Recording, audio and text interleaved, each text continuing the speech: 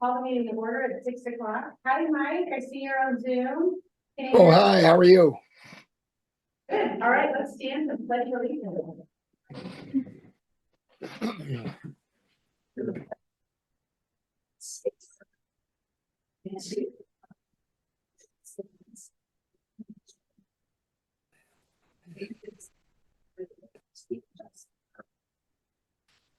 I should have mentioned that we do have a quorum, and I know Candace is a little late. She is taking care of some softball babies, so she'll pop in when she can. Do we have a motion to approve the agenda? I know to approve the agenda. Second. Thank you. Any questions about the agenda? All right, all in favor, raise your hands.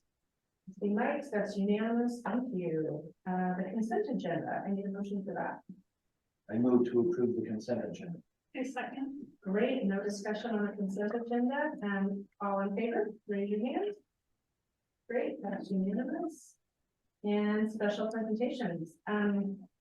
Do we want to do, oh, we've got curriculum down, so we're not gonna do, we don't have any special presentations, right? Nothing, thank you. All right, superintendent report. I'm wanting to make sure I go so fast that I missed something. Did I miss something? Oh, thank you. Yes, Hannah, why don't you give your student report now so that you can get to the rest of your life? Because like, I mean, I know you don't like being I know, I'm just immediately thinking, go with us, but yeah. Okay, I was gonna. Okay. So the first thing that I was gonna talk about was it's Teacher Appreciation Week. So leadership is working really hard trying to make all the teachers feel appreciated. I think today we put up massive thank you signs for all the teachers. All the classes got to sign. It was pretty cute. We also have a lot of spring sports going on, especially it's our first year having a boys volleyball team, and they have quite a few tournaments, and that's so I think they're doing pretty good from what I've heard. Is practice wise. I don't know too much detail on it, but we have a lot of sports going on. They're staying pretty busy. Also this month we're pretty busy with AP exams. There's a lot of kids taking on for I think math, there's some chemistry, bio, history. So we've had a lot of testing going on lately. Last weekend we also had our outdoors club do a camp and climb over at Sisters, and I talked to Bab. She said it was really fun. She had a blast. She always has a blast though. So, and then our aviation class took a field trip over to the aviation museum. I think that's with Mr. Wynn. Yeah, he planned this whole field trip. They went over, got to learn about it. It was pretty cool. I didn't know we had that to us here.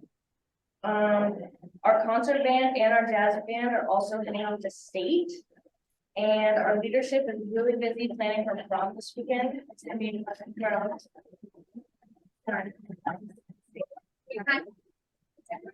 anyway.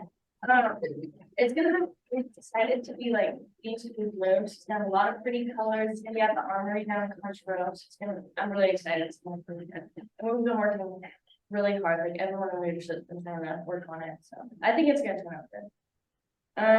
On the 15th, our Japanese life and culture class is taking a trip to the Japanese gardens in Portland, which I thought was pretty cool. I didn't know they did field trips like that, so I think that'll be exciting. So then I thought it was pretty cool. We also have a talent show and a spring concert coming up this month. And Hope Restored is also working to redo the greenhouse area for the school, which I've been super excited for. And I know Jordan Rizal and Doug Allison, they've been working. I think next Friday, a lot of kids are allowed to get out of the fourth, and we're going to help clean it up. And then over the weekend, we're going to completely redo it. And then last thing I have is NHS induction ceremonies on May 17th. We're going to get a new group of kids in NHS, new eyes and stuff. So I'm excited for that. Yes, please spread the word about Hope Restored. Yes. Any student in good standing can be out to help. That's fantastic. We have a lot of work, so a lot of hands are. And I'm excited. They had the meeting today, and I was sitting there, and I was like, "I'll be the first to sign up." So I think a lot of kids are doing it to get out of class, but It's all right. it's a good cause. It's okay. With other motivation, we'll take them. They'll be winning. Exactly. Yeah, that's all I got. It's a busy month, but it's for good things. So. Yeah, thank you. Yeah. Any questions for Hannah? Hey, Mike, you got any questions for Hannah? No, I'm fine. Okay, all right. Thank you, Hannah. Thank you. Yep. All right, thanks, Debbie. have a tendency to just move fast, but we don't need to move in, so I appreciate that. All right, Mike, do you want to use your consent report? I do. First, I want to introduce Bethany Colville, as all of you met Bethany. She's our new communications coordinator for the school district. And Bethany. Hello. For the last 3 weeks or so, 3 weeks or a month, and she's been around to the schools, getting to know the kids and the staff, and it's been just jumped right on in. So really happy about it. I have known Bethany for several years now, and she will increase the energy in any room she walks into. So just welcome her in. She's fantastic. Set a tall bar for me, Lacey, thank you. No, just what I've experienced. I love it. In looking at my report and reflecting on the activities that I've participated in this month, we look at the strategic planning process. We completed phase 1. Phase 2, we were finishing up, and we had, yay, I know Debbie's happy about this, our last steering committee meeting to develop it. Oh, there's a lot of people to develop the vision for the portrait of the graduate, which is the CSD development of a graduate, or the development of a CSD graduate, right? Yeah. Got it? Yeah. So anyway, we'll be presenting that a little bit later, but we have finished the meetings, we developed that vision, and then moving on down to the April activities, the bottom half of all of my activities really are around the bond and some meetings and presentations around the bond. I'd highlight that House Representative Charlie Conrad paid a visit to the school district, and last Friday here for an hour, we were scheduled for an hour meeting. We talked about several issues facing the school district and education in general across the state, and then we took a tour of the schools. He was really interested in the district. Debbie was with me. We talked with him for just a little bit. They got acquainted, and we got a check for endorsing the bond. And that was good. Way to go, Debbie. Thank you. So I heard. And then he was here for 3.5 hours that day. We went through each of the schools, talked about what is happening in our schools with our facilities. He's very concerned about the state of the facilities, school facilities in Oregon, the lack of funding from the state for capital improvement projects. And he's going to go to bat for it. He wants to get a committee together and look at funding distribution for capital improvement for schools. So a really good meeting, really nice, polite man. Yeah, I took him to the buildings, the principals met him, Amy had a conversation with him. And that was a really good afternoon, very productive. Yeah. And any questions about my meetings or the strategic plan moving forward? Lots of organizations and meetings with folks around the bond and touring the schools and such beyond Representative Conrad. So it's been fun. Yeah, thank you for meeting with him, and thank you for hosting the community forums around the bond as well. I think those offer some good opportunities for parents to ask questions. Mm-hmm. About Yeah. that. So those were really good. Any other questions for Mike? Okay, all right, and we didn't have anybody registered for public comment. So new business, let's get to our math curriculum. Do you want to introduce that, Mike? I'm assuming we'll do elementary first. Yeah, I think I want to introduce Amy, or let Amy take it from here and make the introductions and just kind of fly us through the. Sure. Well, you've all gotten to see in the board reports just the ongoing process. So we started our team back in the fall, just looking over, kind of calibrating our senses on what the new math standards are requiring of our students and our staff as they support those standards. And so today you get to hear from our elementary and middle school team. High school is choosing to do a pilot next year as some of those standards are still in motion with the curriculum. So they are moving forward, but we are not adopting at the high school level yet. So you will be looking at 2 curriculums, as I mentioned, from elementary and middle school tonight.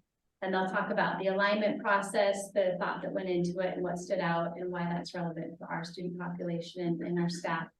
We did have an open house, for lack of better words, that was hosted here for community members to come and give input, take a look at the materials. Even though that event is now over, we do have opportunity if any of you would like to look closer at the materials, for more than welcome to. So yeah, so I'll invite our elementary, I'll want to start us out tonight. Sure, why not?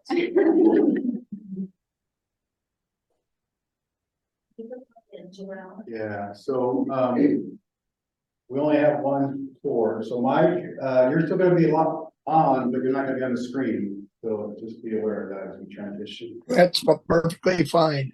It was transition to the small screen. No crazy.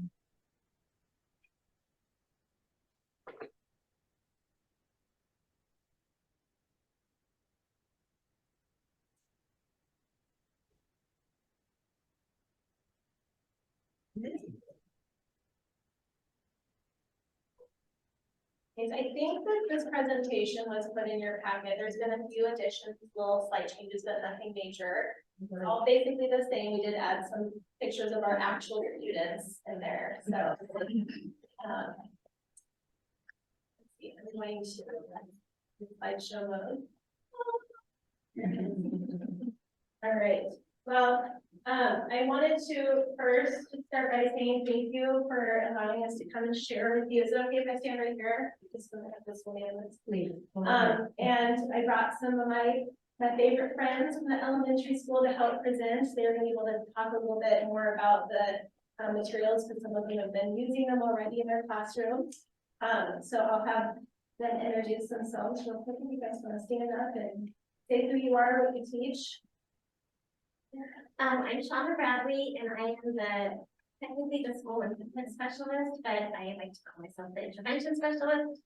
And we do intervention for K-5 math and reading. So I'm Stephanie Cross, and I'm the ELB teacher at the elementary school for the 5. I'm Jessica May, and I'm a second grade teacher. Martin, the assistant principal at the elementary school. Great, thank you. So this was just part of our team at the elementary school. We had a teacher from the grade level participate along with us, as well as a SPED teacher who joined our team as well. So we had a wealth of representation from our staff on the committee, which was great. We went through a very similar process as we did with the ELA adoption. So if you were here for that, very similar, we gathered input from all of our stakeholders. Our staff all have a voice in being able to talk about what things are working well with our current materials, what is not working well, what do we need more of, what do we need that's different, and we use that information to bring to our adoption team at the district level to kind of help guide our work.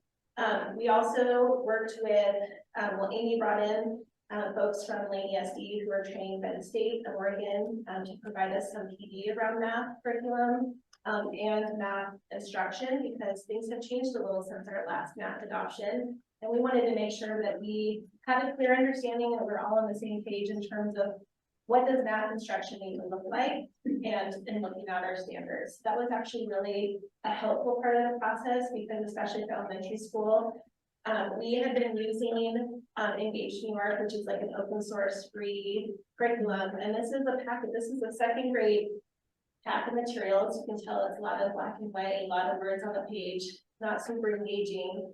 And teachers had this, and they had videos and some online tools, and that was really all that they had for materials to teach math. So we were really kind of diving in with a lot of teachers who hadn't had exposure to a lot of current tools. So those PD sessions were really instrumental for the elementary school. We had a lot of opportunity. I'll probably talk a little bit more about some of this, just I know the middle school may talk some as well, but we had a lot of opportunity to talk as a K-12 team to hear what were the needs in all of our buildings, because we want to have that aligned K-12 system so that kids are, having those smooth transitions between our levels. And with literacy, we really focus on the primary grades of like learning to read before we read to learn. Where math was a little bit more of a shift towards looking at that high school graduation requirement. So it was a little bit different this time around, and it was really informative for us at the elementary level, because we don't typically think about credits and graduation. We just know we like gotta give them the skills so they can be successful. So having those discussions with the middle school and the high school was really informative for us, because we could understand how important it is that we're not just focused on the kids who are struggling, but also we want to boost instruction for kids to be able to move on and advance, so that we have groups of kids that are prepared to take advanced math in middle, so that they can move further along in the courses at the high school level, which is not necessarily always our focus, because we are typically trying to constantly fill the gaps along the way.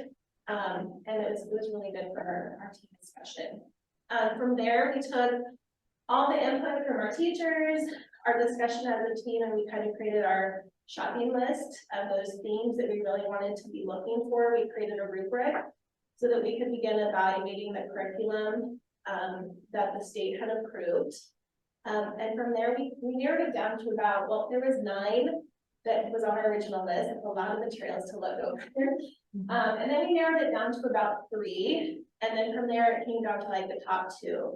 And we took those 2 top curriculums to our entire teaching staff and really spent a full Wednesday, 3-ish hours of like digging into materials, asking questions, looking at things, getting everyone's perspective. And the materials that we're going to share and talk to you about tonight really rose to the top and met all of our needs as a school and hopefully as a district as well. So one of the things I wanted just to kind of share a little bit with you about is the calibration of math knowledge that we had from our presenters from ESD. And this is a visual that they shared with us. And for some of us, this visual doesn't really match the message they're trying to share. So I'm going to explain it to you a little differently. But at the state level, they're really wanting to help us shift the way that we think about math instruction. And I'm sure in this room, some of you may feel that you may be more math-minded. I'm guessing that the math teachers in the middle school feel like they're math people. Some of you may feel like, oh yeah, I was stronger in math, I think I'm more of a math person. But for some of you, you may hear the word fractions, and you might get a little shiver down your spine because that word scares you. Or you may hear decimals, or I don't know, a lot of fancy vocabulary words at the high school level that definitely would make me feel a little nervous.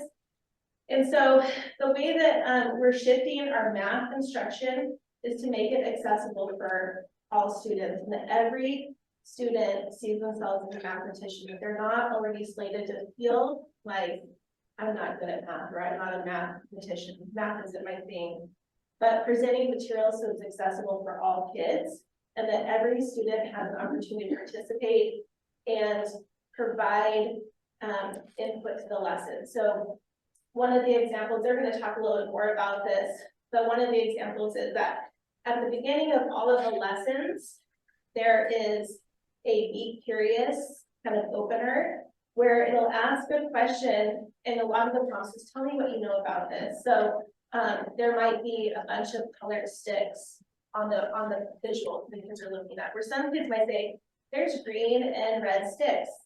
Okay, they're noticing something, they're participating. Some kids might say, well, all the red sticks are longer than the green sticks. And some students may say, well, there's 2 times the amount of red sticks as there are green sticks. And so they're all participating at different levels. So the teachers are able to see that their level of participation, their level of knowledge, but that they're not made to believe like, I just don't understand math because I don't understand this one question. But the questions are posed to them as openers to kind of get them all thinking and feeling like they are mathematicians. So that is sort of a shift. Bethany, do you want to speak a little bit more? She brought her notes. I have notes. So this is also like a different way of thinking about math, but one of the shifts was the focus was a shift in perspective to reasoning comes before procedural fluency. So the how it's done before they master like the formula. And then the pathways was about the new data and reasoning standards that they're more focused, so they took out things that were redundant and made the standards more focused, and then also increased modeling, so more modeling in those standards. And then engagement was about the tasks that students are doing in math are real life relevant to their life, and multidimensional. So they have different real life problems that they have to solve using multiple strategies or multiple types of math. So not just like one addition problem. Whereas on our state assessments, they have to do a performance task and it's multiple steps. So it's getting them ready for those kind of things in real life.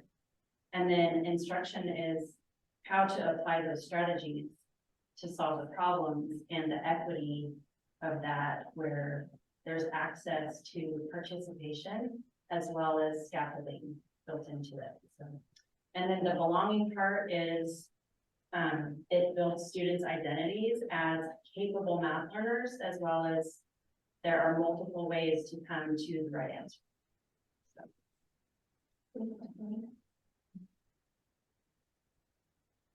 So how Creswell plans to support the vision of math and the courses takes into account all of the K-12 input that we had. We really felt it was really important for us to have an alignment between our grade levels, and not just with materials, but also the standards. So we wanted to make sure the standards flowed.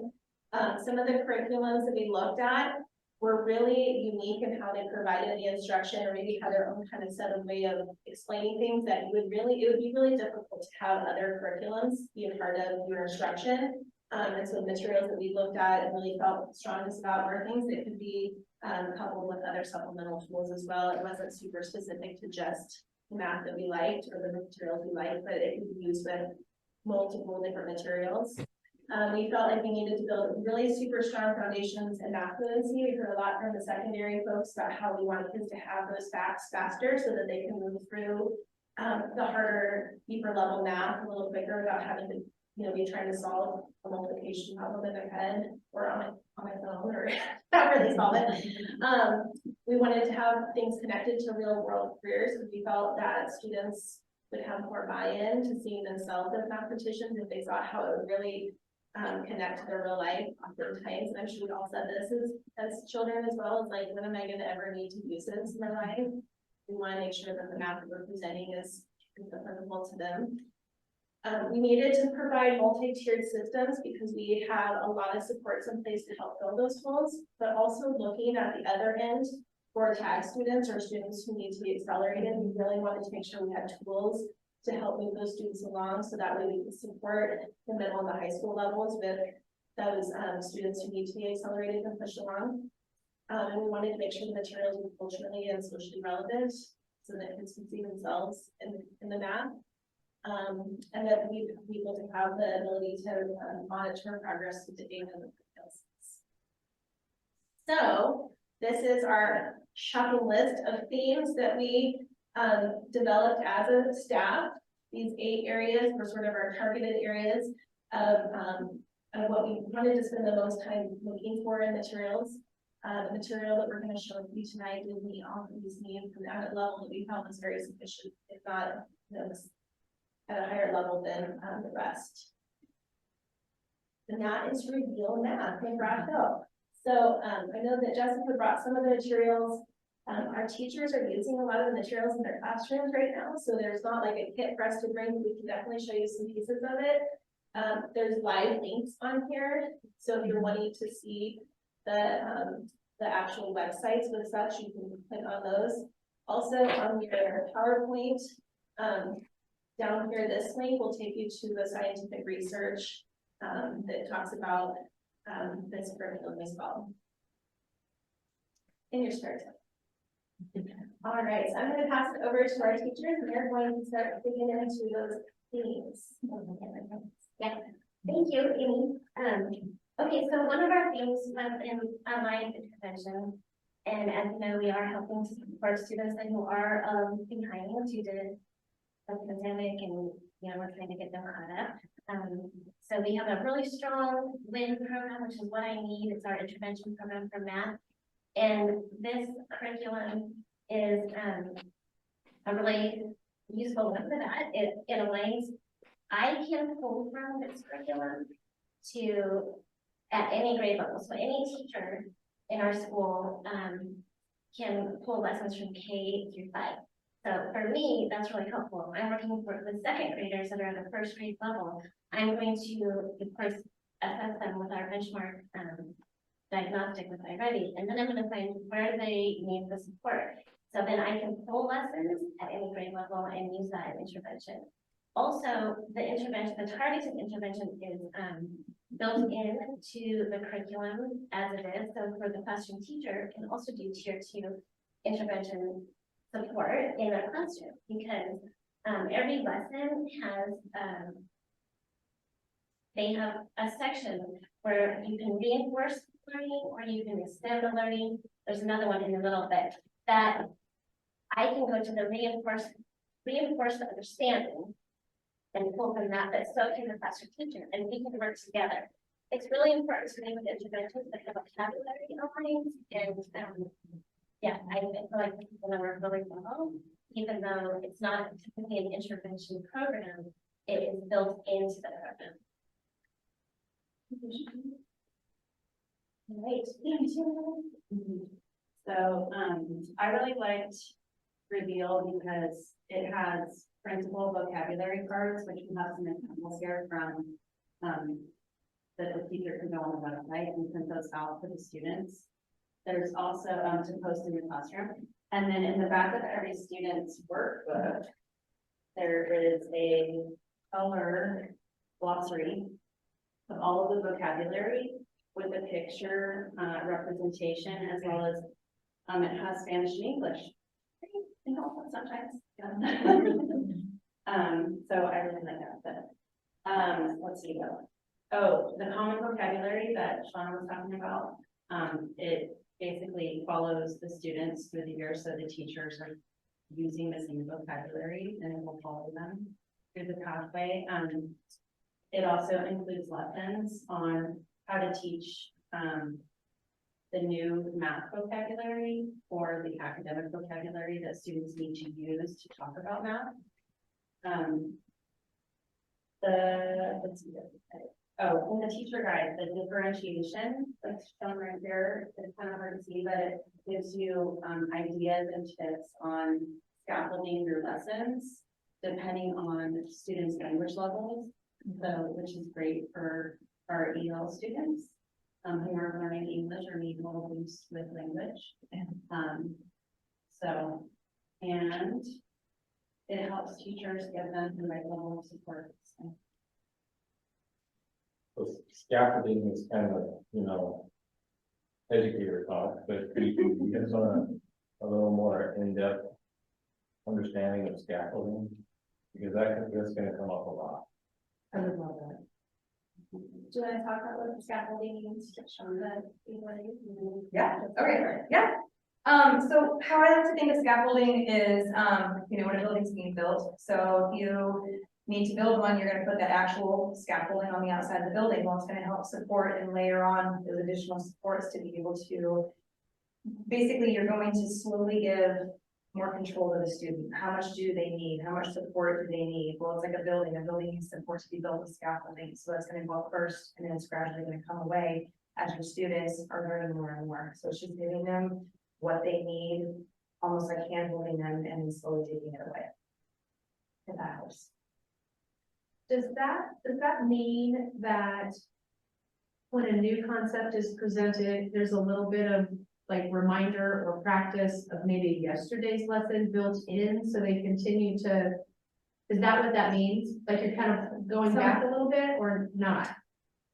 Sometimes, like, So there's a way that a lot of teachers, we call it like I do, we do, you do. It's sort of an instructional strategy. So I'm gonna do it, I'm gonna show you and model you how to do it.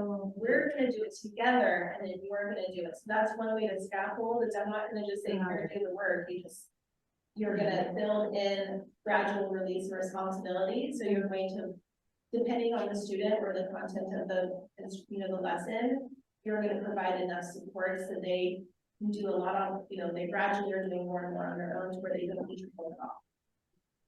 Or you might have a chart with all of the strategies on your wall, and then you would refer to that chart and say, look, we can use this strategy, and then it's lined out for them.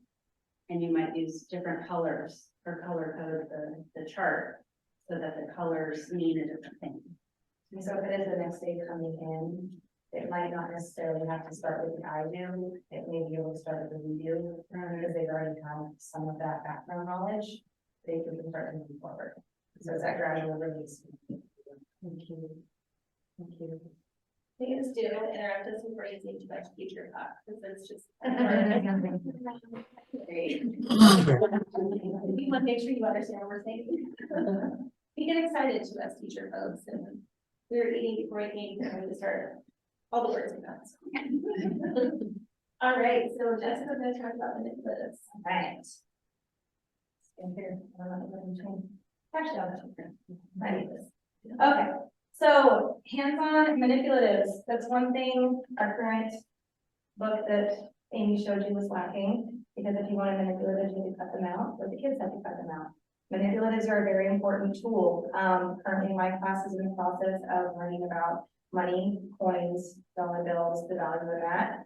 You can't do that unless you have the tools in front of you to be able to have hands-on experience with that. A clock. Kids have to be able to get their hands on that and be able to move the clock around and understand this is the minute, this is the hour hand. When they're learning to add, just having little counting bears or having blocks in front of them to be able to count, something that they're able to get their hands on. In the pictures you'll see, those are our students, so they're second grade students, and this was a unit that we piloted in second grade, our first unit using Reveal, and it was all about repeat addition and how that's related in the real world. And next to the students, you'll see some blocks that are all put together, and they're learning how to put rows of a certain number or a column of a certain number together and realize that when you're adding 6 plus 6 plus 6, you're eventually turning that into a multiplication problem that is 6 times 3. Well, then visually being able to see that and touch it and build it, it will be more conceptual to them than if we were just to put it on a piece of paper. So especially at the elementary age, they need to get their hands on things. They can't just look at it in a book and understand it. So the more time that we're able to give them with manipulatives and give them with tools that are related to what we're teaching in the classroom, they're going to understand it more. It's going to be more meaningful to them. They're going to come back in the next day and not need to have the continual repetitiveness of, I don't remember this, because they're going to be able to know because they did it. They got their hands on it, and then they can apply it to what we're doing in the classroom. All right, so my favorite, differentiation and scaffolding, again, teacher words. We talked about, Shauna and Bethany both touched on this building proficiency and reinforcing understanding and also extending the learning. Well, in the book, this is the teacher guide with Reveal, and it's very well color coordinated with understanding that every lesson has differentiation. So if you have learners in your classroom that maybe need a little extra attention, a little extra help in a certain lesson, it guides you exactly what to do with them. If you have those on-level learners that are ready to just maybe be a little more independent or can maybe do a little more or are right where they need to be, it tells you exactly what to do. And then the great thing is we want to have learners who are able to progress and move on. If they're at a second grade level, but they really are at a third grade level in math with their understanding, there's a great extension here. So extended thinking, these are for our tag students. These are for students that we want to push above and beyond because that's where they are at. So with Reveal, I can meet every student in my classroom where they're at and continue over and over again to build upon what they know, but then also move them along where they need to be. So it's wonderful because it gives us worksheets they can do.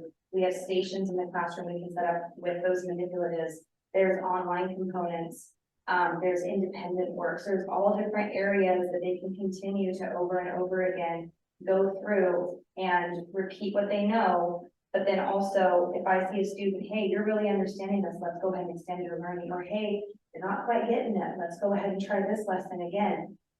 I'm able to do that and not feel like I have to put them all kind of in the same category and have kids fall through the cracks, or have it be more like that sieve versus a pump, like what Amy was talking about at the beginning, because we want all students to have math, we're at the level that they need, but then not feel like they're falling behind, and this makes it that way.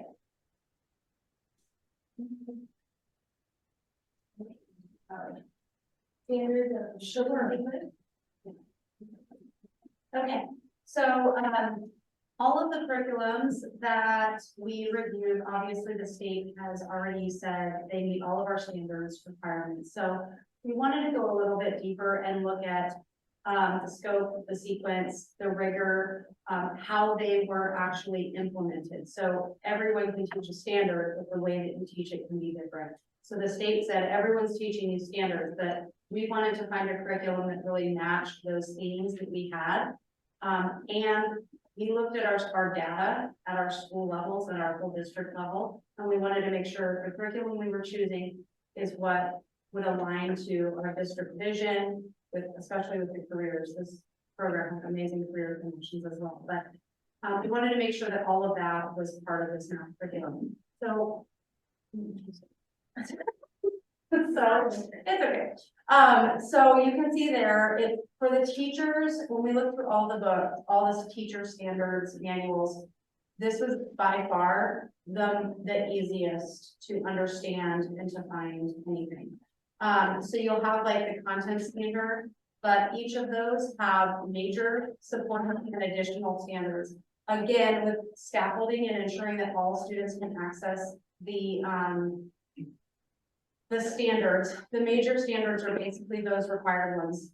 Additional or supporting standards are digging a little bit deeper for those students that need a little bit more. And then you have additional standards for those kids that you hand the paper to and they're done in like three or 4 minutes. And you're like, wait a second, what am I gonna do next? That's where those additional standards come in. So you have, with this standard and through every single lesson in this scope and sequence, what you're able to do is really look at which students can only handle the major standards and get those really solid versus which standards can we not only give the major standards, but the supporting and even additional standards.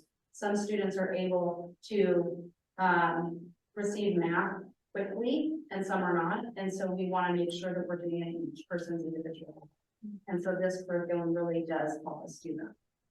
Just the next button. Okay. So just Summer kind of touched on the fact that we looked at our statewide school data, our school-wide state data. We looked at the trends for the last 3 to 5 years and found the standards that we have not necessarily been successful at teaching our students, and those were the standards that we looked at when we looked at our top 3 choices, and that kind of helped us narrow it down as well, making sure that there was a depth to the instruction on those standards that have been a struggle for our students. And that was a really good exercise for our teachers also, because they were able to really not just look at the bright, shiny funness of one new curriculum, but the actual content. Because when we went to the presentations, you know, the presenters are really great at selling, and they are salespeople, selling their product. It can be a little bit of a distraction. But we really did dig deeply at the materials to see the content and the level of rigor of those standards that we needed to boost the elementary level. Absolutely. So this is, you probably can't see it very well on the screen, but this is an item analysis for a 20-question unit assessment or chapter, in our day, chapter assessments. And what it really does is it shows the depth of knowledge, 1, 2, 3, that the student would need to have of that standard or that skill.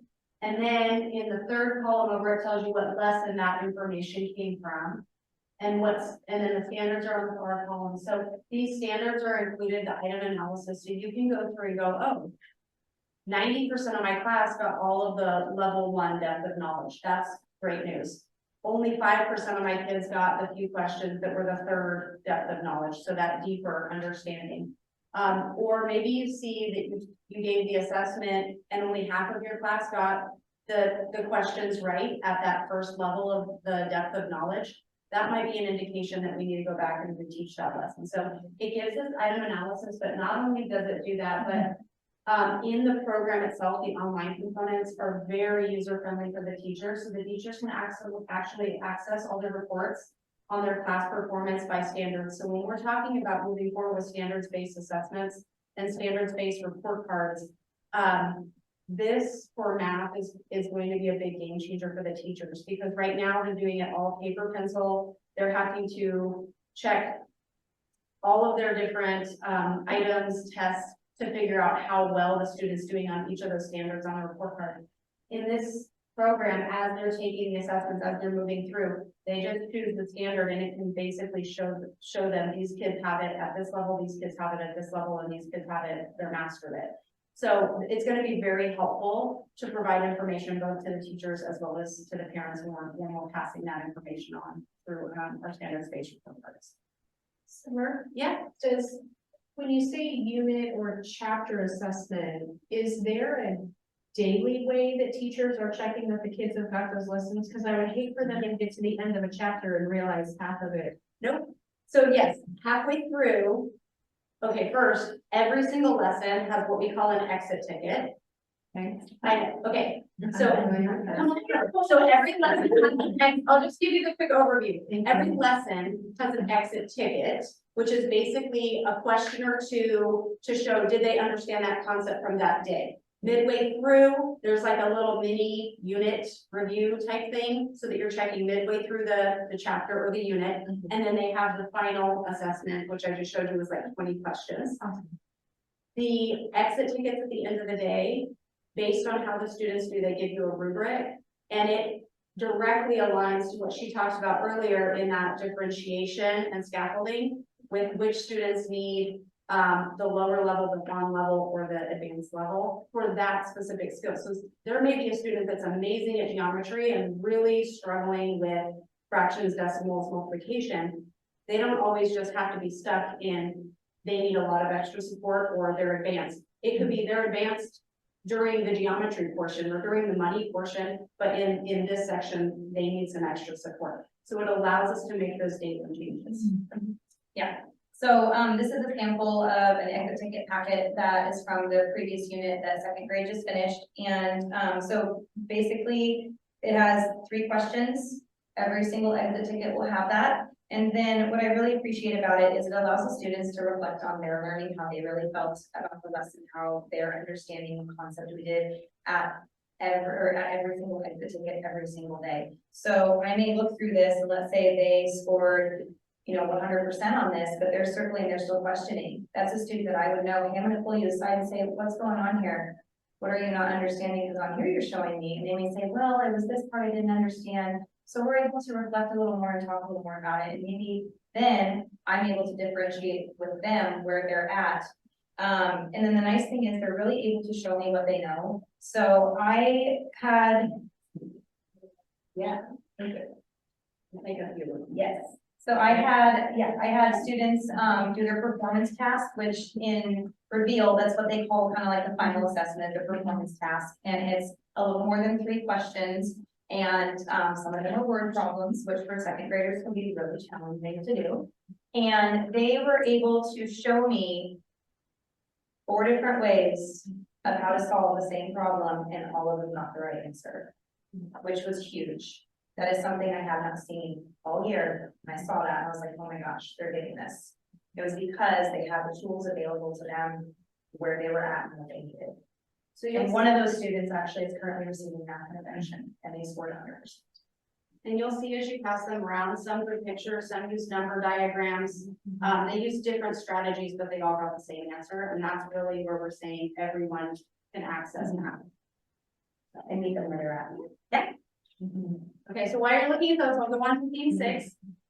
So we really talked about pacing and consistency in our K-5. We wanted a curriculum that would have some type of consistency.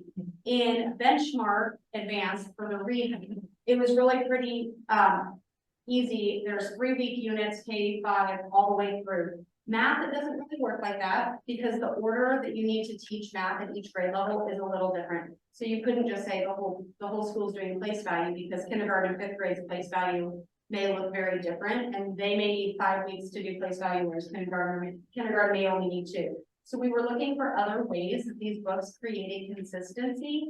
And the reason that we really love Reveal is because this, what I'm about to show you is one way that they created consistency, but it also tied to our district's, and our community's desire to really bring in real life skills into everyday learning, even at the elementary school. So real quick, it says, Reveal has built consistency through grade levels. These are the unit openers. So every unit has a character or a person and a job that they are going to be seeing throughout the entire unit in every single lesson. They also have Ignite opportunities, which are hands-on activities teachers can choose to do at the beginning. There's a Be Curious section in every lesson, which is on the next slide. There's exit tickets, level supports. So as an example, this is the kindergarten unit opener. So what I did to show you is unit 2, unit 2, unit 2 for different grades. So every unit K-5 starts with this career focus that models where math is experienced in future careers. So this says, hi, I'm Riley. I want to be an automotive engineer. I can count the parts of a car. Counting helps me do my job. So you wouldn't necessarily think of an automotive engineer being on a kindergarten workbook, but here we're talking about basic counting, and that's important. But through the whole lesson, they're going to see this character. Her name's going to be in word problems throughout. And I love that it's a girl because girls can work on cars too. So, and then you have also a lot of engagement for students. So this this is the same unit opener, but it's first grade. It says, hi, I'm Eric. I want to make video games. Super high interest for kids. I am playing a game now. When I hit a target, I'll get 1 point. I have 25 points. Next, I will have 26. So that's in first grade when they're learning that count on strategy or count up strategy, and they're using it through connections with kids in real life scenarios. So it includes high interest topics. It's going to help kids buy into the learning and understand and the value math. At least that's our hope. And then it says, hi, I'm Poppy. This is fourth grade, same unit 2, so different skills. I want to be a park ranger. Park rangers keep track of animals in the parks and also the number of visitors. Some parks have hundreds of thousands or even millions of visitors each year. So this is showing a variety of careers presented to students, PPE, college, as well as technical fields in order to have any of these careers, but it's also tying them to real world math, which is one of the biggest things we really made Reveal stand out above any of the others, was this connection and their different, actually there's a lot of stuff, sorry. A lot of stuff that made them stand out. Okay, and then this piece right here, theme 6, when we're talking about that original picture that was hard for all of us to understand, the state of Oregon really wants us to work on ensuring that all students feel like they can do math and that math is part of their world. And so the Be Curious section is at the beginning of every lesson, and it allows all of the students, regardless of their abilities or their disabilities, to be able to access math because there are no right or wrong answers. This section directly connects to the inclusion of all of our students, regardless of those ability levels. So on this slide, I gave you a second and a fifth grade, so you got all the grades represented. So here, this is the first page. It says, read and write numbers to 1,000. That's the plan. That's where they're going to go in this lesson. What do you notice? So one kid could say, I see the number 5. One kid could say, I see a hand. One kid could say they're all the same. So that allows all of the students to be able to access or understand something about that picture as they move forward. And then the fifth grade lesson, you have, how are they the same? How are they different? Well, they're all backpacks. So any, students that have more heavy cognitive disabilities, they still have a voice in their class. They're still part of the class community, which we really want to make sure is something that we promote. And then at the bottom, you can see how they're different weights. That can open a discussion. Well, why would they be different weights if they're all the same size backpack? And then you get kids to start thinking deeper about why would the backpacks be different weights. And then we're comparing weights in that lesson, of course. So. Great. Jessica. All right. Well, Fluency is automaticity. Like reading, I'll just talk about fluency for a second. If a student is reading very slowly in decoding, meaning they're learning the sounds of letters and they might be like, cat, went, you know, and their fluency would be, the cat went to the store. Fluent is how they see it and they start to get it in their memory. And the same is with math. With math, we wanted a strong fluency practice in our new curriculum. And this one does have fluency practice in every day. Lesson based, which is very valuable because we're teaching them all these concepts, but then we want them to get good at them, you know, and so having that practice will help me in interventions as well. With kids that are struggling with fluency, but also in the classroom. So. And it really does help, you know, prepare them for when they get into middle and high school too, because we don't want to send, you know, fifth grader to sixth grade who's still trying to add 6 + 2 with their fingers. I mean, that's not going to be beneficial. That's not going to help them. So them being able to have that, same as reading, when they see the word cat, they know it's cat. When they see 6 + 6, they know it's 12. It's just that constant repetitive fluency practice. It's going to help build their strategies. So when they look up here, like if you see the picture over here, it's different. It's a different strategy for them to be able to add, or they can see it here where they're filling in the boxes. Maybe they're at a point where they're using base 10 blocks to look at this and realize that these are worth 10 and that's 1. And so they can immediately look at it and know what that number is. So it's just a repetitive practice that they're able to use and have available to them. It will help build their foundation for math, and will also make them enjoy math more because they're not struggling to be able to add numbers together or subtract numbers because they know it. And they teach it in different ways. So like what you see here, it's introduced and practiced in different ways. So they get really used to seeing, you know, the base 10, or they might do addition horizontally or vertically, and that is the real world. Like that's what they're seeing in Common Core State Standards, different ways. And so to become fluent with the different ways is also really helpful. An example in kindergarten would be, in kindergarten, we'll teach them, well, this is the number 10. This is how we write the number 10. This is also the number 10. Or we'll show them 10 bears, or groups of 10, or 10 things, or it's called subitizing. They actually have a name for it, and I don't know if it continues. It does. Subitizing into second grade. Yeah, so like in second grade. To see something and know what it is right away in different ways. And it just kind of builds upon it. So in second grade, when you take the number 55 and they may see a 50 + 5, well, they automatically know that's going to be 55. Or they might see, like the base 10 blocks, they might see, you know, 5 10 sticks and then 5 1s and automatically know what that is because it just kind of builds on it. So they've seen the number 10, they've drawn the number 10, they've seen 10. Well, now let's build upon it to bigger numbers. And it just keeps building and building. So they are fluent mathematicians at that point.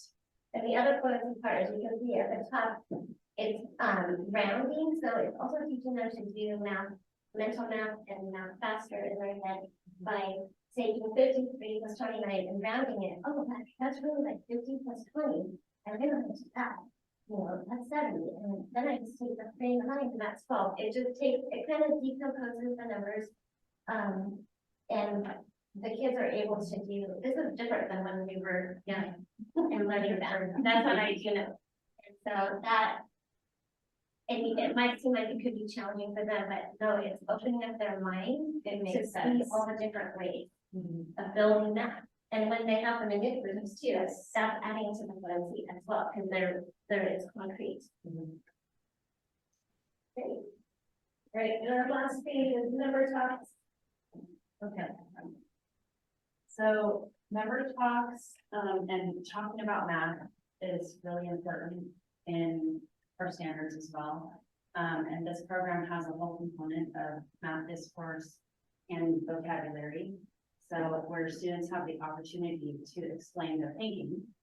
And to have academic conversations about math with their classmates. So students have the opportunity to share their strategies and that they've used, as well as to justify how they solve the problem to their classmates, give evidence and explain their thinking. So, that kind of bridges other content areas because they might have to write a persuasive essay at one point where they have to justify or give evidence.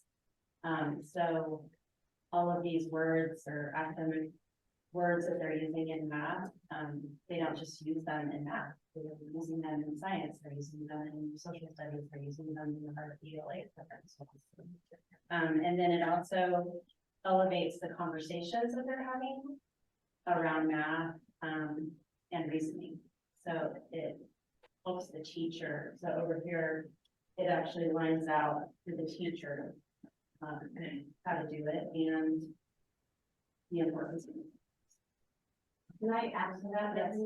So I had number talks when I taught fourth grade, and it was a district initiative that they just basically said, everyone has to do this. So the teachers were like, oh. Well, I started doing it because I'm a rule follower. And I would say 2 weeks in, I was just blown away because you start out with just a simple problem, 35 plus 72. And you say, okay, you have to solve this in your mind. There's like these special little rules that it's fun. They have to do it in their mind.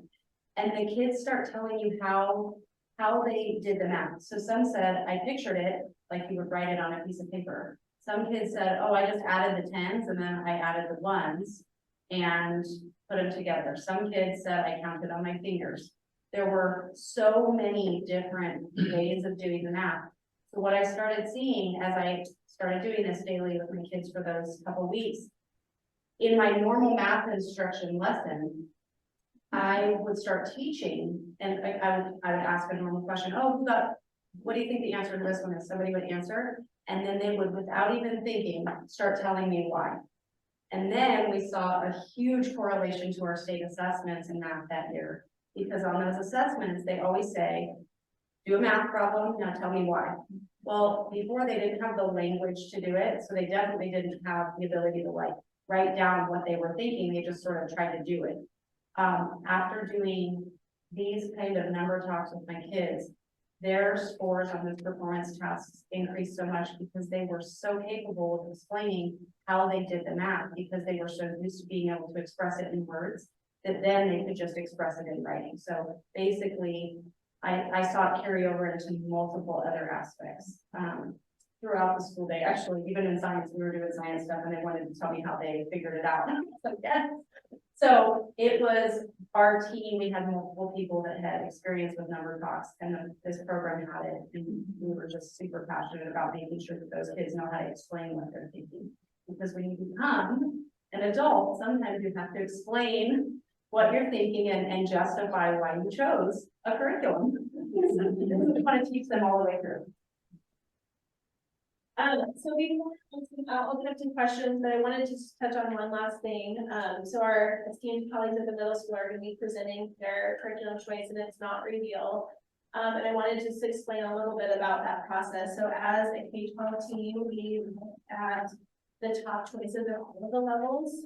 And one thing that we did learn through some of our PD work with the folks at the ESD at the state level is that the publishers oftentimes are really good at creating materials for certain levels, but maybe not for all. So for example, Reveal did a really great job with K-5, and we looked at the middle school version of Reveal, and there are things that we loved about Reveal for the elementary school was not there for the middle school. So there was a lot of areas that the vocabulary instruction is like almost non-existent. The visuals and just the pieces that we loved were not there, and vice versa. The materials that they really liked for their choices did not do a great job for the elementary. So for example, the first day of kindergarten is cutting out with scissors and paper. And like, who wants to do that with 5 girls in the first day of school? Not us. So one of them we did dig real deep into that because that is a desire for us is to create a really streamlined program of instruction for all of our students that when they leave here, that they're leave to middle school, there's not going to be like a whole new set of materials. So we did look at our materials to make sure there's an alignment. It might not be the same company, But the standards-based instruction that we're teaching, the vocabulary, the methods and strategies that we're teaching our kids will transfer over to the instruction that we're receiving in the middle school. So I did want to just put that out there. So do you guys have any questions for our elementary team now that you're all professional math teachers? Put you on the sub list. You guys did a great job of, as I would think of a question and start writing it down, in a slide or two, you would eventually get to most of them. I do appreciate hearing that you think the transition from 5 to 6 will go well, because that's been an area of concern that we've heard from parents in the past, of just making that leap. So that would be a continued important area to look at. Well, and looking at our materials at the elementary level, there is a lot more opportunities for accelerating learning, where not all math materials have that. Our current materials have nothing. There's zero differentiation. It's like, this is what you learn. There's nothing for the students who need support or the students who need to be extended, other than to just move them to the next lesson. And so our materials, the reveal materials that we're hoping to bring into the school will do that. And we'll provide our fifth grade and our fourth grade, all of our teams, but particularly for the fifth grade, the opportunity to perhaps ability group and have some students group together who could go at a faster pace. And looking at our math data, we have our current fifth graders, we have about 17 kids who scored a 4 on the math test, which they just took, which would indicate that those students could potentially move at a faster rate. So we are looking at that to help push them along and encourage them to be more prepared for higher level math in the school. Would you talk about exploring the other curriculums and the piloting that you guys did? Yes, we did bring the materials into our classrooms. Like I said, we had a teacher at all of our grade levels. They played around with, I think, 3 different, we had Ready Math, which is what the middle school used this year. We did Reveal, and we did it was Oregon Math and Envisions. I forget all the names, but we did. We had some last year. Trust me. And they this one was one that was not only the most user friendly, but the students were way more engaged with, and Jessica brought those samples in, and they're seeing it. When we moved with our reading adoption this year, the level of engagement and excitement in the classrooms has just skyrocketed with literacy, and the teachers using Reveal, we're seeing very similar outcomes with the pilot of the Reveal materials. Kids are really engaged. It's very relatable for them and accessible, so all kids are feeling like mathematicians, they're not having behaviors during math because they can't do it. Like, they can do it. They have opportunities to participate. One question that's forming in my mind, and it would be probably for both elementary teachers and the middle school teachers. Questions just forming. Maybe I should wait until after, and then I'll have a better formal question. Okay. I'll write it down as I get it. All right, I'm using Joel. Okay. It was Girl Scout Day. I'm not coming out of a football game. Sorry. Because I'm their teacher. You're fancy. I don't love it for your teachers, because otherwise it goes good. Here's it on this. Yeah. Okay. So I'm gonna kind of go a little bit out of order because I don't want to repeat some of the things that Amy and her group has already done so well. Because a lot of our themes are going to be exactly the same, and we're going to be showing not only the alignment and the discussion that happened there with the themes and what was important to K-12 and then to each site. But also what I do want to point out is similarly, we piloted 3 different programs. We started the school year with some professional development using Ready Math, because we knew that what we were using was very piecemeal and not working for kids in general. So we got the PD before school started, and we decided to jump feet, head, I don't know, whole body first into doing something different that was standards aligned and better than what we had before. So we started the school year that way. We did that 6-8.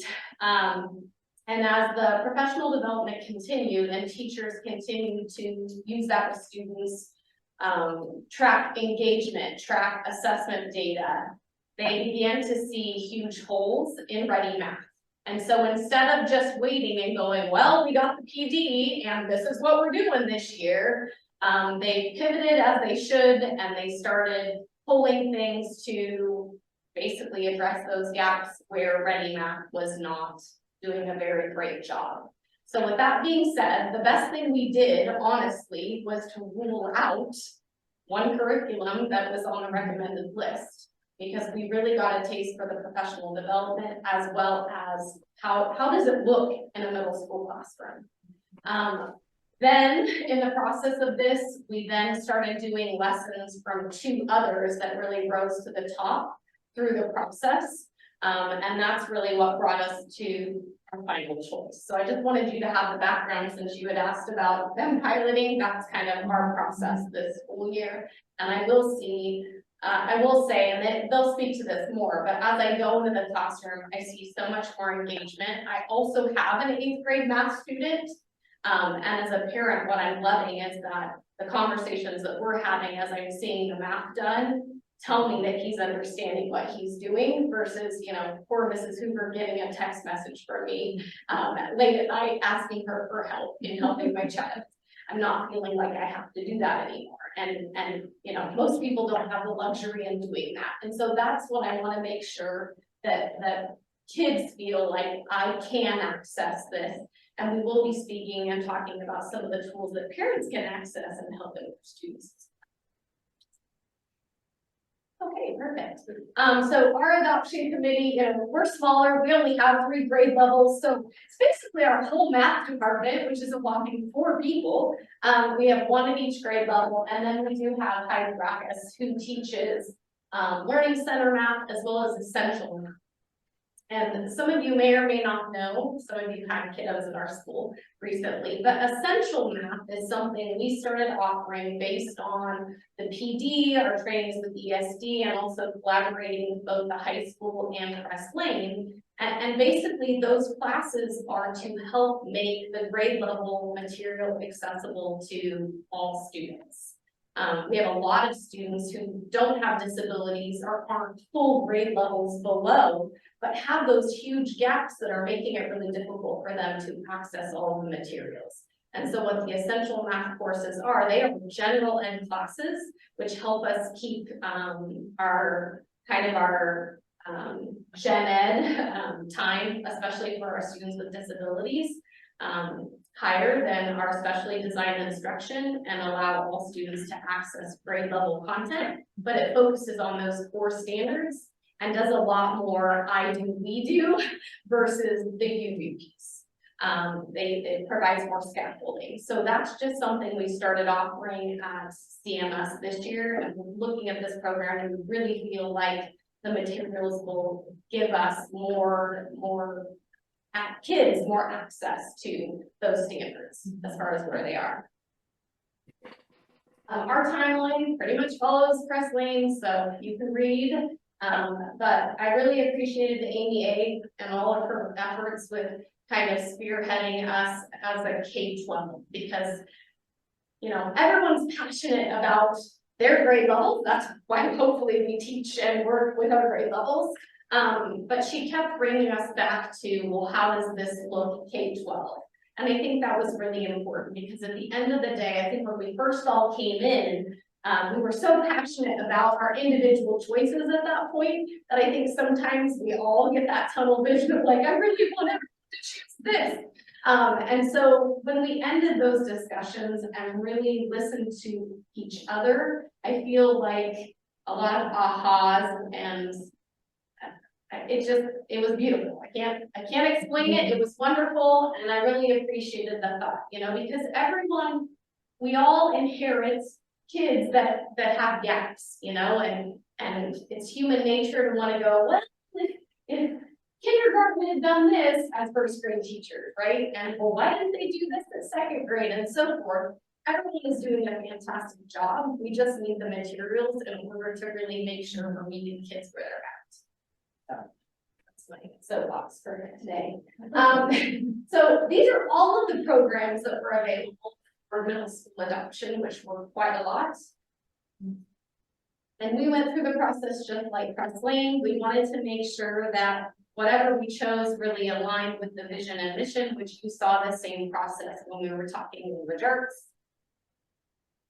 And so our priorities, and how Amy referred to it as the shopping basket or the shopping cart, same thing here. We had 10 that our group really narrowed it down to, and in a moment the teachers are going to introduce themselves and go through the themes and the priorities and show some examples on our slides of what that looks like in what we're talking about. So before we even looked at which ones we wanted or thought we wanted, we came up with these priorities in a rubric. And so we wanted those aligned interventions. We wanted resources that provided differentiation, and you've heard about scaffolding and scaffolding support. We wanted those real world connections. We wanted standards aligned scope and sequence. We also wanted strong math fluency practice, connections to math manipulatives. We wanted the vocabulary, both content and academic specific. We wanted a learner-friendly format and presentation. For us, it was really big that there was some sort of online access for students and families from home to get some help or to see some practice problems. Because again, when you're home trying to support your student, or if you as a parent are at work or you don't feel that you can help your student with their math, which sometimes happens when you're talking 7th and 8th grade math, a way for your kiddo to get on and get the help that they need. And then last but definitely not least, assessments, which included diagnostics. So in looking at all of those priorities, we also wanted to see, well, what is the state saying as far as the curriculum choices, that slide where it showed all the choices middle school. Big Ideas Learning basically met all of the areas through ODE as well. And so we'll start with themes. Talk about theme 1. So the first is aligned interventions through Big Ideas. And by the way, Big Ideas is part of the Nat Geo learning, which I feel like probably is why it's so, one of the reasons it's so appealing and the graphics are awesome is because Nat Geo tends to have that going for them. So theme 1. Hi, by the way, I'm Kara Brisky. I teach primarily 8th grade, and I'm also teaching an algebra class this year at the middle school. Oh, I'm Haley Brown. I teach 6th grade. So one of our big things, like I know the elementary school talked about this too, was aligned interventions. And the one thing that I've really enjoyed so far about working with Big Ideas, because we've been doing it since the quarter change, and is how they align their interventions. If you can kind of see here, it gives you your levels of emerging, proficient, advanced. And so for the teacher's perspective, we can see if you've got kiddos who are struggling a little bit, but just starting to learn,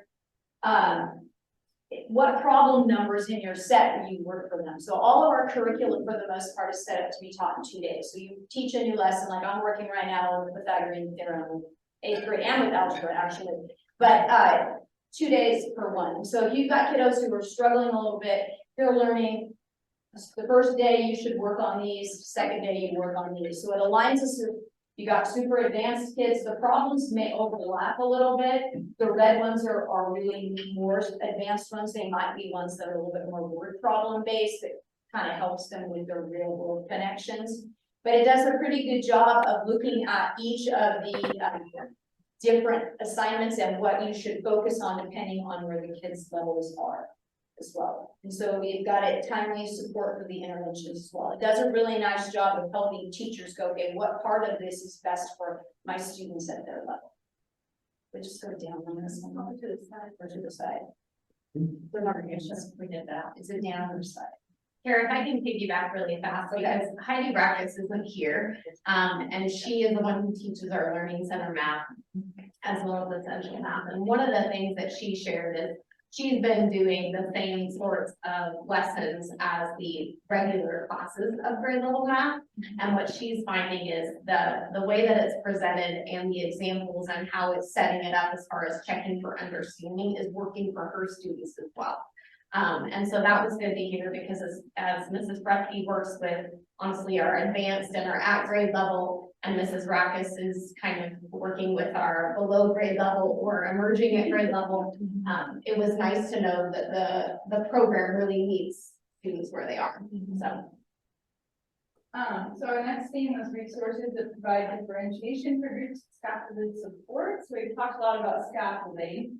The previous slide was showing different problem sets for different levels as part of that, but it also talks about like what you should focus on, what you should review. At the beginning of each new lesson, it has a little review of prerequisite skills that's really helpful for that. And it also has a lot of resources that are available online. Julie was talking about how, like, as a parent, when you're trying to help your student, it's really helpful when you can access things from online. And it has audio support, so it'll like read sections to you in the vocab in both English and Spanish. So that can be helpful for groups that are Spanish speaking at home.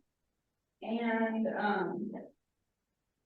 yeah, I really like how it starts out really accessible at the beginning of every lesson. Like we were talking about how we've been using Ready Math this year, really at the beginning of the year. And I found that it made such huge leaps that a lot of students like couldn't do the problem at all because they didn't know how to multiply decimals, for example. And so they were kind of just stuck. But with this curriculum, I really liked how it leads them in kind of slowly, and the beginning problems are always accessible for everyone. The examples are really clear, but provides a lot of scaffolding in that one. And just so you know, Lori is your support teacher in this curriculum, so it always says Lori's notes. And so that's the little teacher aid that they have a little drawing in our teacher book that helps. But that's kind of her. First I'm like, who is Lori? Just so you know. And oh, I can show you some examples from the book too when we get a little further to the done. So real world connections, and elementary school talked about that, but the older the kids get, I get, especially in algebra, when am I ever going to use this stuff? And sometimes I'm like, never, not unless you're going to do certain types of jobs. But every single assignment that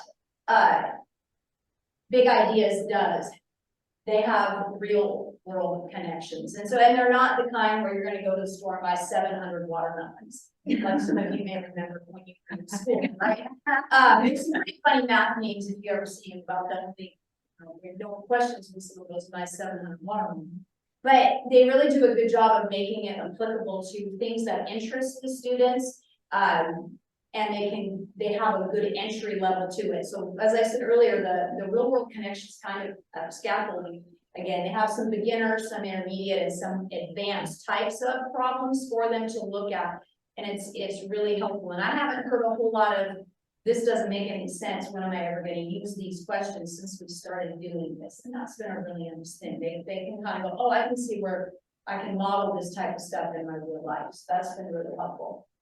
It also has a lot of examples. Like it doesn't just have one problem on in life. It has multiple and different topics. So like I recently did a lesson where like one of the examples was about football, and another one was about video games, and then there's one about like shopping. So it's like all kinds of things, and there's some related to careers as well. So they get something to interest anyone.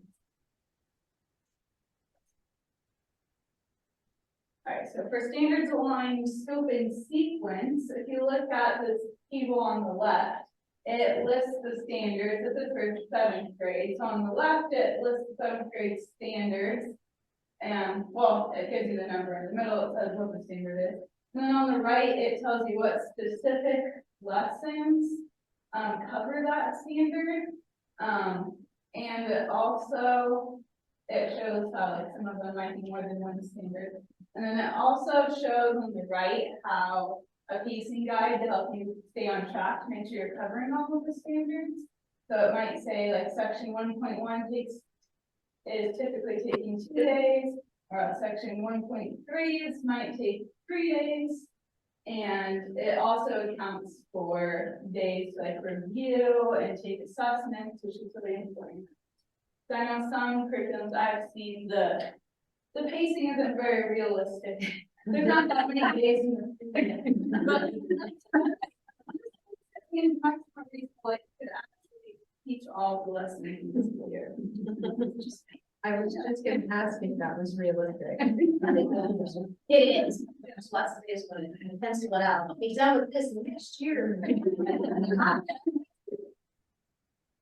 So, this is a kind of an example of what it would look like for one lesson on the colors. And like I said, this is, we'll talk about it later, but this is actually an accelerated 7 book. So it's got some great accelerations for 6th graders or 7th graders who are coming in stronger. They can cover the 7th and 8th grade year in 1 year. So they're not skipping a year of math at any point. And then 8th grade year, they can jump in and do algebra. But that's kind of an overview, lots of different types of practice. The thing I enjoy the most about it is it does a review and refresh. So it talks about, hey, remember that stuff we did the other day? Let's look at that again and how that's going to help you build on what we're doing today. So it has a variety of just strong basic fluency, like we're working on square roots. So they'll give you a basic square root problem, and they'll tie it to something with geometry.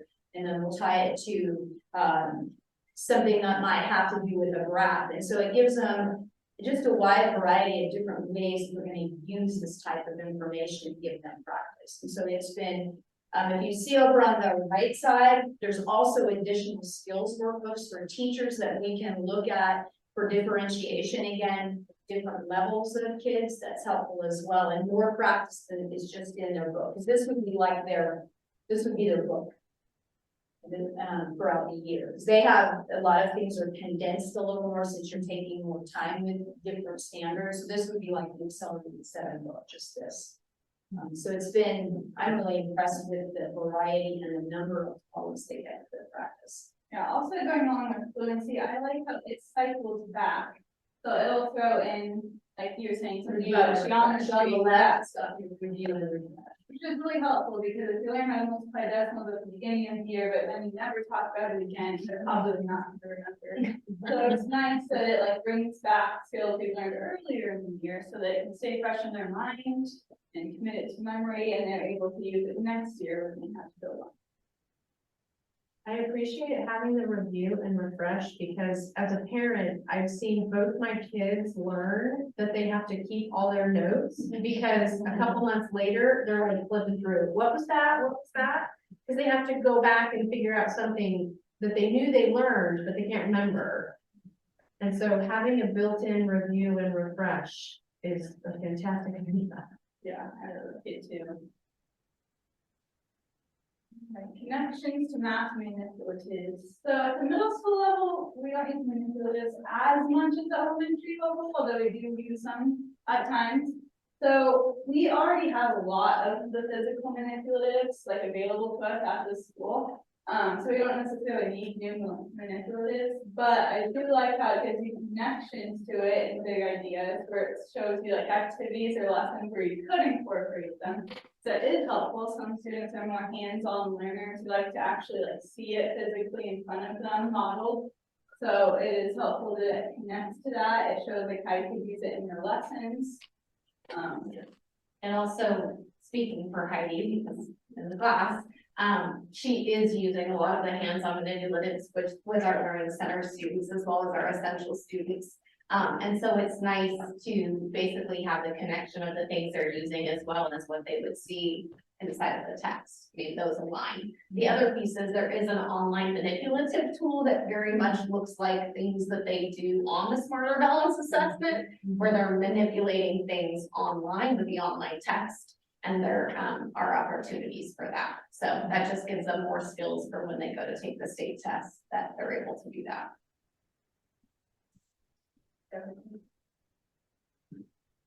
So theme 7 is making sure that we're looking at not only the academic, but also the content vocabulary. This is also available, like Julie said, with an online component. So you can see where it says key vocabulary on there. It has, if this was online, it has a little button that they can push and they can read it to them, English and Spanish. It has that option also. But every lesson starts with what's called an exploration. And sometimes they have 1 and 2, and it's kind of like the Be Curious that you guys have, to where it lets them get into it, kind of play with it a little, look at how this is going to affect it. And then the next page we jump into, let's look at some of the vocabulary we're going to be using. And along the sides of it, it gives them keywords to look for, or hey, watch out for this is a common thing you don't want to do that might confuse you. So it gives them hints and things all along the way for their vocab and how it's going to link to different subject areas as well. And that's something I know that, you know, until kids, we've been piloting, so they're getting copies, not an actual book. So the kids are going to get out your highlighters and we kind of look at different things to highlight and how that.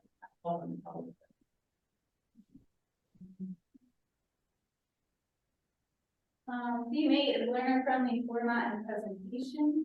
That is something I really like about this curriculum, is that it's very learner-friendly. Like the examples are very clear, more than any of the other curriculums I've seen. Like a lot of students are able to look at the example and follow that. So maybe if they can't remember how to do something that we did like 2 days ago and they're trying to get caught up on work, they can actually look at the examples and follow them because they're clear enough for that. And parents are also able to help their students because they can see the examples, and it's clear enough to anyone really to be able to like apply it to something else.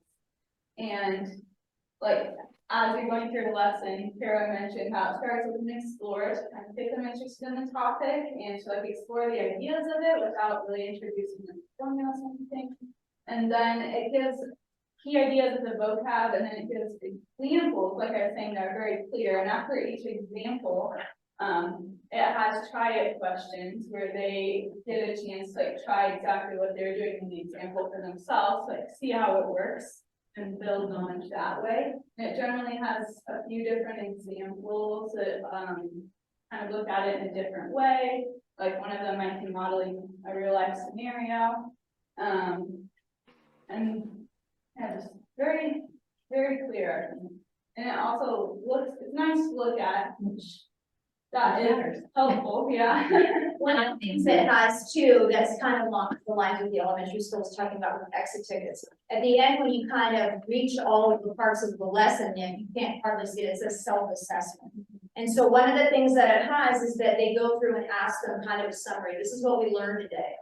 And next year we plan on incorporating interactive notebooks like a journal, because that's kind of how this is. And they can go in and write about, hey, this is how I feel about what we did today. But they do the problems, and for my class, we spend time doing them. And I said, okay, let's look and see how you did.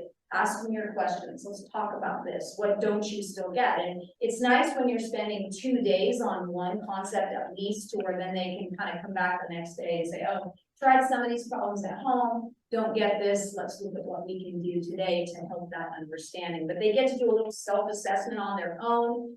And they're so used to group work, sometimes I'm having to go, it says self for a reason right now. Okay? They're so used to, you know, they work so much collaboratively, which is great, but a lot of kids have learned to rely on someone else to do their math work for them.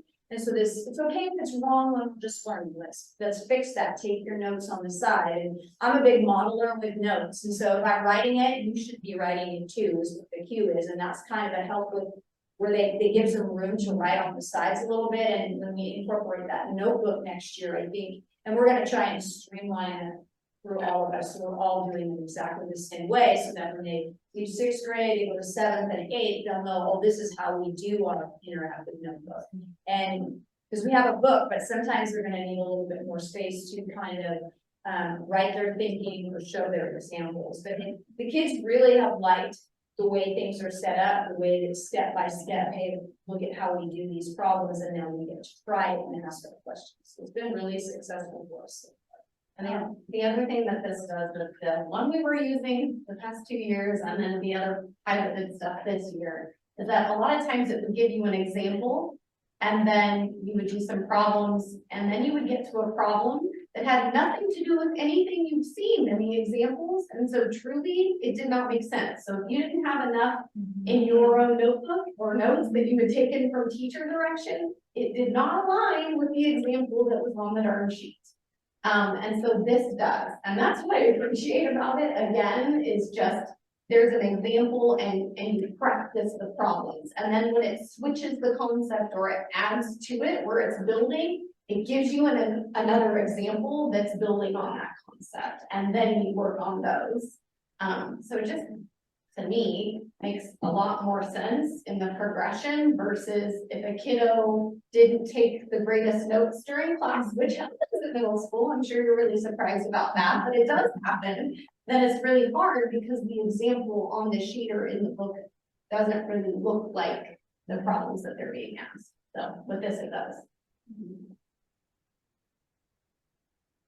So here is the online access for students and families from home.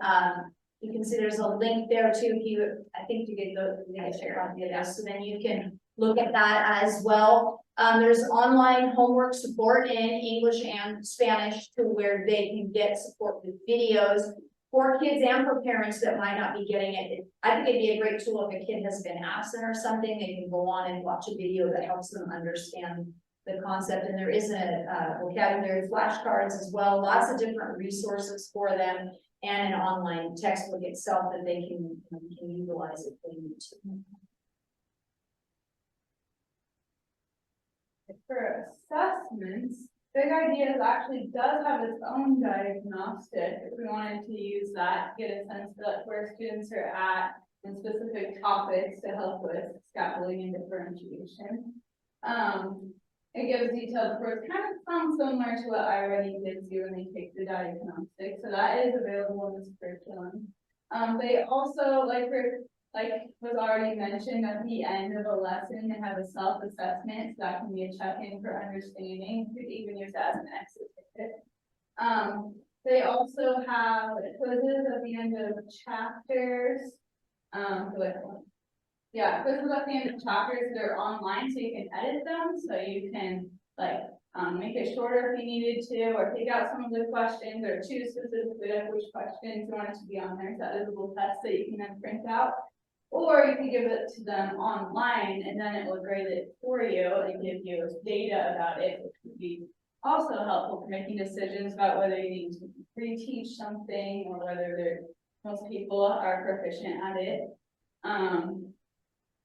Yeah, it also, Go ahead. It also has a pretty good review before the end of the chapter, which I've liked. It goes over the main concepts and what you really need to know for that chapter. That's good to do before an assessment. But what were you saying? Well, it has that built-in prerequisite review too. So when you started getting ready for chapter 2, that's what that example is. And it goes over, here are some of the skills you should already have before that. And so that's when you can go over it with the kids. What questions do you still have about these types of things before we get in?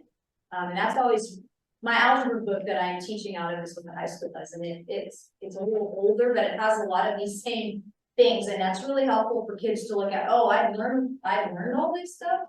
And so they can ask their questions and take notes and get a little bit more help before we jump in. And I can realize too, as a teacher, we all can, oh, there's some holes here we need to fill before we actually move into this chapter.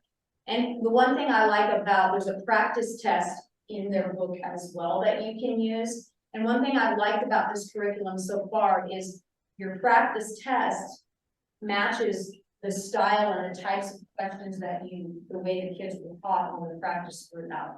What we were using earlier with Ready Math, they would give us, and there was a lot of online supports and they were great, but you look at the quiz and it's like, that didn't match any way, shape, or form the way that they had been taught. And so, or it would throw in fractions and decimals and stuff that we hadn't done. So the kids would be very confused and it really was not meeting them where they were at. So we were having to create a lot of our own assessments and a lot of our own supports, which this has all of those in. And as Haley said, you can pick and choose which questions. And even if you wanted to, especially with an essential class, we would have the options of, covering the concepts at a slower pace and still have so many different resources for them to use for class. I heard something and I forget it. Maybe it'll come back to me. Yeah. Oh, sorry, I remember. So also with the assessments, it also cycles back. So I already mentioned this before. It might ask some questions from a different unit to kind of keep it again fresh in their mind for we still need to know how to multiply decimals, even though that's not what we're currently working on. So it kind of keeps the mind fresh in that as well. You guys have any questions for us? I have a couple, for both schools, in terms of either professional development, because I think Julie said the words at the front, which helped me figure out my question when Amy was done talking, was professional development is what you guys had when you were testing the ready map. Right. So how are you feeling about the support that teachers need to figure out both schools' curriculums? Because I know it's a lot of work for teachers to figure out how to teach it, how to use it. Does this come with teacher support? Like, does it come with here's a PD webinar, how to, I don't know what that looks like. I can speak a little bit to Okay. both of those. So following adoption, then we get into that. So that's all part of the package. And so we'll look at how many resources we want to buy, or if we want to use their diagnostic measure, which we are going to be sticking, by the way, with iReady as our K-8 diagnostic and benchmarking. But we'll get into that. So there's some negotiation that we can do. And so just like we did for the ELA adoption, I work with the administrators. We talk about what the dates would be for those professional development opportunities. A lot of these now have online options. So for example, throughout the year with ELA, we've done little mini sessions at the middle and high school, 1 hour sessions, just tips and tricks, focusing on what the teachers need. But with the August in-service, there will definitely be some full days of working on getting the PD and staff up to speed with the supports they need. Okay, thank you. We also have a teacher edition of the books that gives a lot of insight and information on scaffolding and has a lot of info. It does, it has a lot of, for different levels of learners. It talks a lot about how to reach English language learners, which we have in our schools and communities. So it's got a lot of different supports there, but how to work the online portion and things like that, that's where the support from Amy A comes in and getting us professional development to kind of know how to work all of that. Both stuff, the teacher stuff is pretty helpful.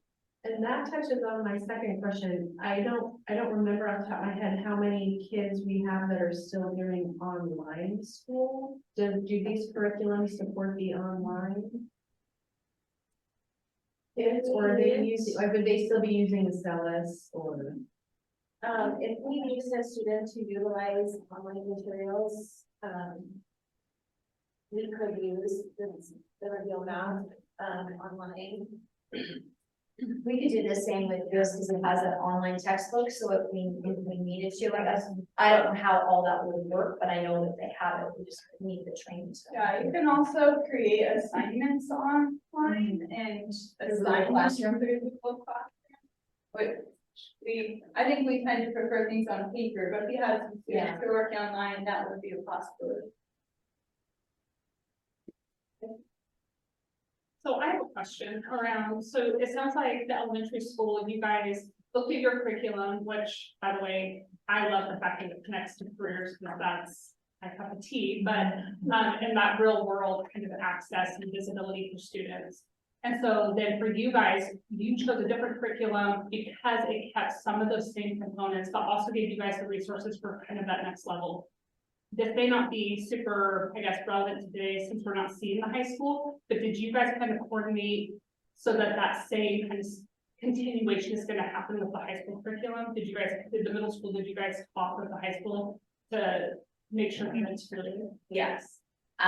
We did all of the conversations and meetings K-12. I think the hard part was with the change in the high school standards, it's major. It's not, ours is really minor in comparison to honestly what the high school is having to decide. And so there was conversation on, again, how does this flow into the high school? Right now, we have a large enough group of 8th graders who can take high school math, where Mrs. Fresky is working closely with the same, the high school teacher who's teaching the same course here to 9th graders, so that they can get credit at the 8th grade. And so the same thing would continue. The other thing that our program does allow, if we choose to purchase, it actually allows us to also dive into up to 12th grade within the big ideas. And so we talked about that at our last meeting, as well as looking at, okay, which students need that and what could that look like as far as with the high school. I think their biggest thing right now, which I'm glad it's not my thing, is trying to figure out, you know, what is that going to look like? Because it really is different than, you know, in ninth grade, you take this, and 10th grade, you take this, like we all went through. But very different. The articulation will continue, and we are meeting K-12 throughout the year. Our teachers are meeting both as grade levels at the, you know, at the 5, 6, and then at the 8, 9, but also in content areas and our specialists. So I think as the high school kind of decides, well, what are most schools doing and what are we gonna do, that will just need to continue with the articulation. Yeah, I think the clarification for me is just making sure that that curriculum really lays the foundation for success between 8 and 9. So that way we're, you know, giving them that foundation when they go in, and it looks to me like it does. It looks like a great program. But. So like when we did the ELA adoption, we it was like, I think maybe the first time a lot of the teachers at the elementary level really talked to the high school staff about construction. And we really did take to heart all of the things they were saying. We need kids to know vocabulary. And for a lot of us, the elementary, like, vocabulary was important, but it wasn't like we wanted them to be able to read, not necessarily dive into every single vocabulary word, but we didn't realize that that was such a huge part in comprehension at the secondary level. And so that really has changed our instruction and reading, and teachers are spending a lot of time with vocabulary instruction. And so when we met to talk about math, we really did listen to our high school partners to find out, like, what's our end goal? That is our goal, was graduation and successful life. What is it that we can do, and did a lot of backwards planning and discussion. So they spoke, the middle school spoke about, like, well, we need the kids to come to us with fluency. We need them to be able to know those facts really well so that we're not being hung up constantly with trying to figure out just the basic computation, but that we can dig into the deeper concepts. Where the high school is saying we need to have students ready to move on to advanced math. And so we did a lot of backwards planning discussions. So that really helped us to look at, we want at the elementary school to make sure that we have lots of opportunities for our students to accelerate more frequently than maybe we've thought about in the past. And with Reveal, we didn't really speak to this, but there's also, it does go K-8, there is a 6th grade version. We could look at purchasing the 6th grade materials if we had a 5th grade group of kids who could do that. We have a team of 5th grade teachers who do group kids based on level. We, post-COVID, we're getting back into that group, but we have in the past had one teacher who did typically have an accelerated group. So we could look at how can we help prepare a cohort of kids to really push past and not be held back. So it was a lot of discussion. Like it's really good for us. Like we don't think at the elementary school about what happens at the high school on a regular basis. And so it's really a good touch point for us to stay connected. Well, I appreciated that in the presentation, that you guys were hitting those marks of kind of that long term and that kind of idea of what we would want for our students who are graduating from Creswell School District and laying that foundation and then having to build up the middle school. To me, that's really important, and I appreciated seeing that in the. Thank you. I don't know if it's explicitly said so, but Big Ideas has an entire accelerated course, like a separate book that's accelerated 7. So the book that I have right now. It's the book that you're looking at, but that makes it so that we can have like advanced students take that course in 7th grade, so that in 8th grade they can start taking algebra to help them gain access to higher level. Yeah. High school. Yeah, that is really helpful too. Because right now we've been having like really advanced students skip a grade in math, which is kind of problematic because they do miss out on some like certain concepts and lessons, so they skipped an entire grade. We do that because we think they can handle it, and they're showing that they can handle it, but it's better to have an accelerated class because then they're still getting all of the concepts just at a faster pace. And they're able to be a stronger math student and reach more advanced classes in school. Well, I appreciated the page that you had for us when we looked at it, the variety of applications, and then there was a B, and it had, it gave you the National Geographic kind of component, but it almost felt science-based, to be like looking at the shapes of the honeycomb and all of that, so, yeah, There are a lot of STEM and different types of resources also with this curriculum that they can, there's videos we can show and do different things too that kind of, you know, tie it into all different careers as well. I appreciate, yeah, I appreciate that. Any other questions? Mike, do you have a question? Are you good? No, I don't have any questions. They answered all I had. Excellent presentation. Very, very good. I agree. All right. So if there's no more questions or discussion, we can have a motion. We need to approve the curriculums. We can make two motions. We can have one motion with both names in there. Big ideas and money. So I move to approve the elementary curriculum of Reveal and the middle school curriculum of Big Ideas. To be started, do I say what year? Okay. Fantastic. Any? I'll second that. Thanks, Mike. Any questions on the motion? All right, all in favor? Raise your hand. Thank you, that's unanimous. Thank you so much. We appreciate all the time that you give us. Well, you bet. Yeah. Great job. Great job. Yeah. Great job. I know you guys have been up since like dawn this morning, so if you would like to head home and grab dinner and be with your families, please feel free to do so. You won't offend us at all. Thank you so much for coming in. Thank you. Yeah. All right, our next action item is we need to adopt the vision for our development of the CSD graduate. If you have any discussion that you wanted, we've been looking at this kind of each month. I don't know if you have anything else that you wanted to say. Thank you for the vote. Here's the phone number. Yeah, they thought it was cool, they got examples. If you want to cite it. Thank you.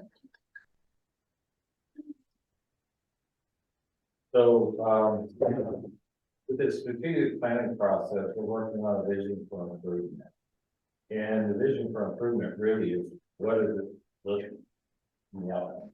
At the end, when kids graduate, what are we aiming for?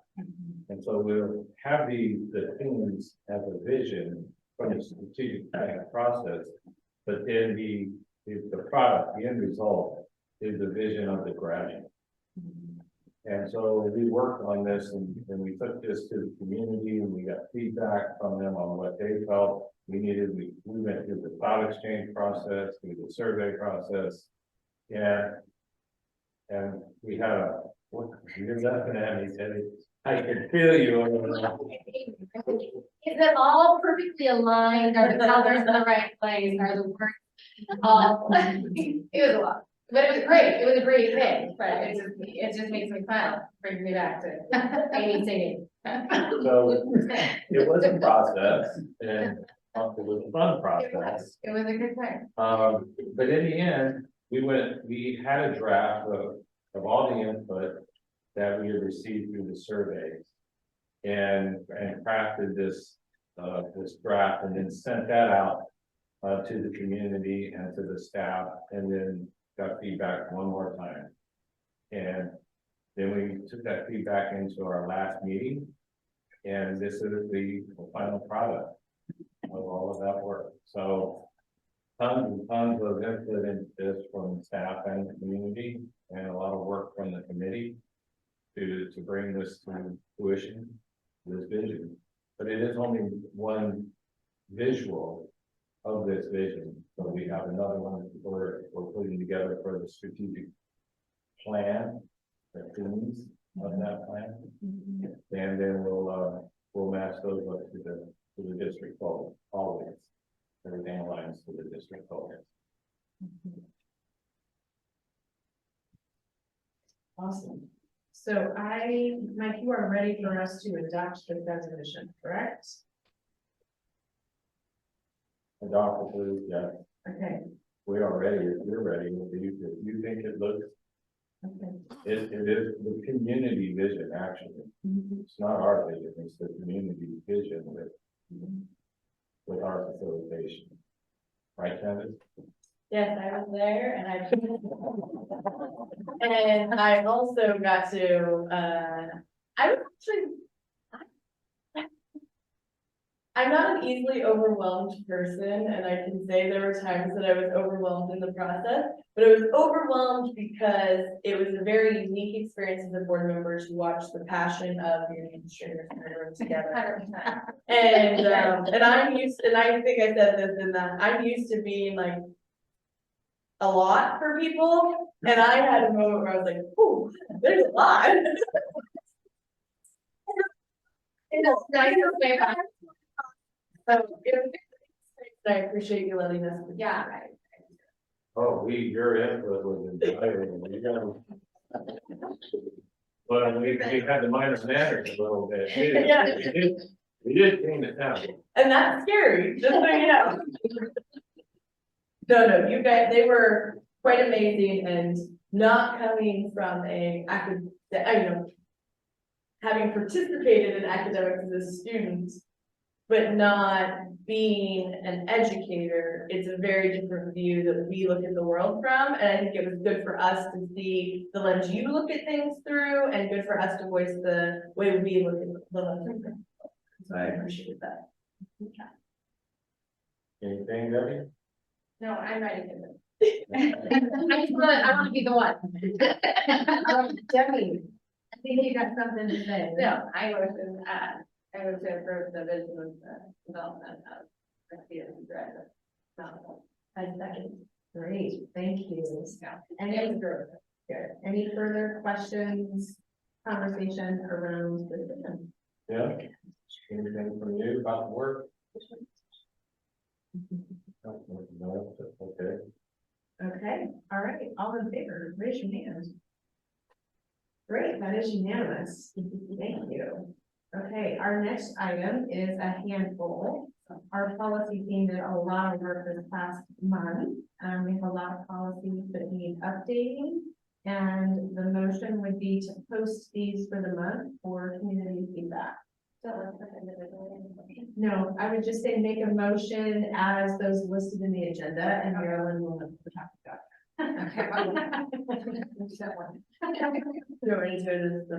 Someone on the policy committee. I move to post the policies as outlined in the agenda. I second that. Thank you. Any questions on that? All right. All fun meetings through tomorrow. Yeah, I couldn't read at the end. I mean, I was relying on Candace to read what was going on in those policies, because I can no longer read. Right, my eyes were bleeding out. We were staring at the wall. Do you have any comments or anything, Mary and Candace? So happy, no, I mean, they're pretty straightforward, really, and we just had to work through lots of texts, but I'm new to the policy committee, so it's my first meeting, and riveting. It was riveting. Fantastic. Well, thank you for your work. All in favor of posting these, please raise your hands. Thank you very much. Marilyn will get them posted, and next month we will see what kind of feedback we get. Okay, next item, discussion. I think Mike is wanting to know who will be participating in both the middle school promotion ceremony and the high school graduation. So, yeah, they've got it listed on the calendar information. The 9th is the high school, so why don't we raise your hand or speak out if you are going to attend the high school graduation? Mike, yep, okay, so you're gonna have all of us there. How fun is that? How about the middle school promotion ceremony? I may be balling, but June 13th, middle school. We can, I'm a maybe. Okay. I have family in town, so I may need to be and kids to the airport or something, but I will try to be there. Okay. All right. Did you get what you needed on that? I got one. I'm gonna chair. I don't know. Their seats to hand out the followers and, but. Tell us what to do, and that's what we'll do. Hey, we just, let you guys, we just jump in or here, no, we'll figure it out. Okay. last year, All board members at the high school, and I saw 3 for sure, maybe 4. Mike, are you able to do the middle school? Did we see your hand go up? Yeah, I'll do them both. Okay. Doing both, okay, so how many? Yeah, I'll do them both. Middle school? So, okay, And I'm a maybe. 5, maybe 6, all at the high school and potentially all at the middle school, okay, good. 2 stages at each school. Sure, got it. It's too many, I don't have to go. Me too. I'm also happy to sit in the down below and watch. It looks, it's really good for the kids Okay. to see the board on that Good. community. Yeah. But for the middle school, I think we need, is at the high school, I think we don't have the same stage. Well, it depends, I think it was different when we did it outside compared to when we did it inside. When we did it inside, we all sat on the On stage. stage, yeah. When we did it outside, we led the group up that we did. Yeah. But that was, I don't know. If it's We did not- outside, the stage is the same. Yeah, but we didn't sit on the stage of the high school outside, right? I think No, because- we kind of sat at the beginning of a row, and but that's.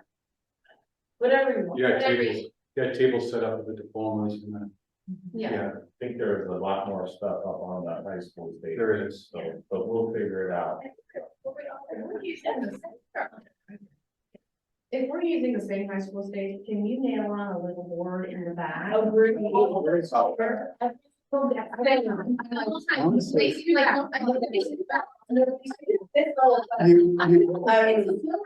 I seriously, when I see the chairs go up there, I go.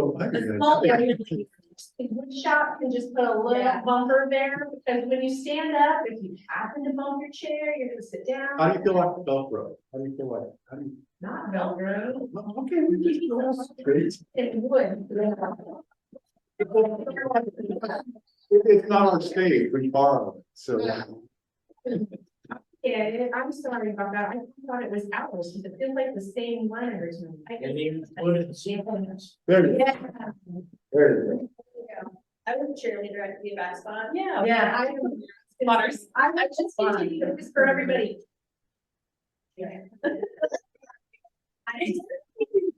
Still though, you're not distracted. Yeah. Oh, Yeah. Not because we're not paying attention, it's because we don't know. Yeah. Yeah. What's that? Would be a graduation tour, right? Yeah, no, I don't want to be. Yeah.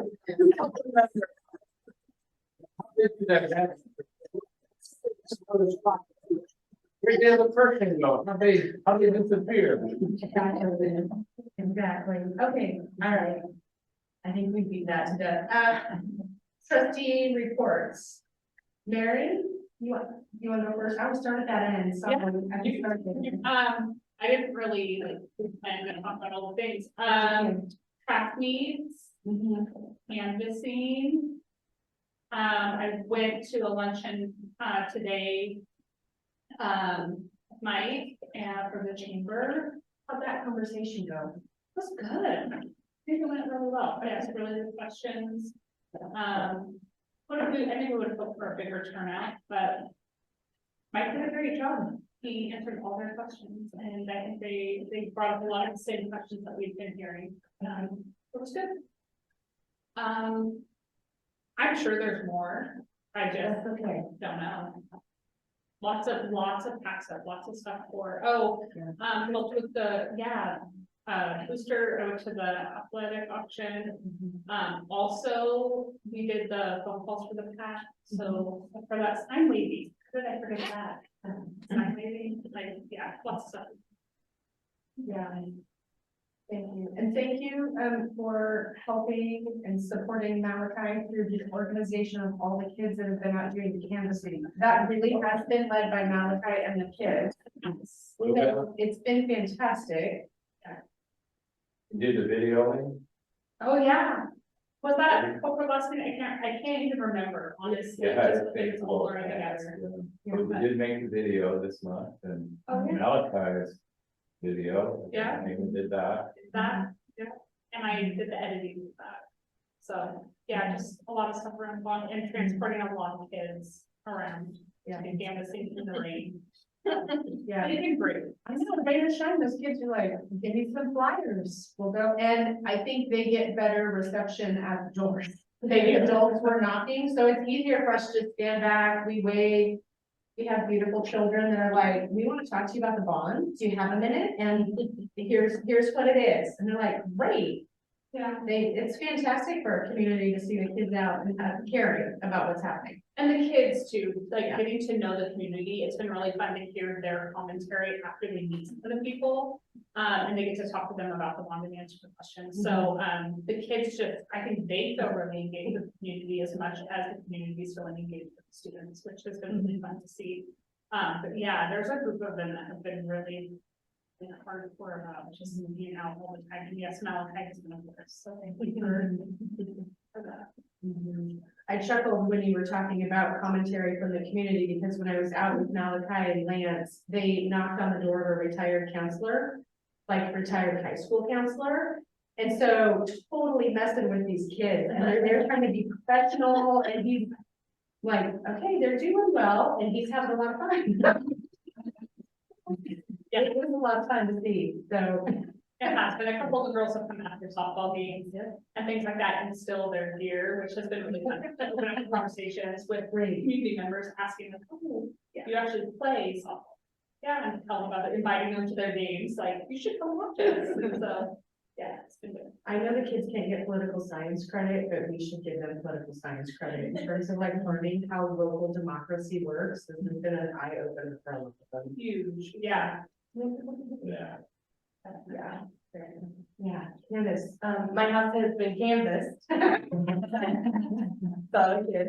I heard the kids wanted to do Mr. Wortham's house like 3 or 4 times. Oh, So- okay, they're always welcome to stop by and say hi, of course. They were very sweet and they did a great job, but we're easy folks. Yeah.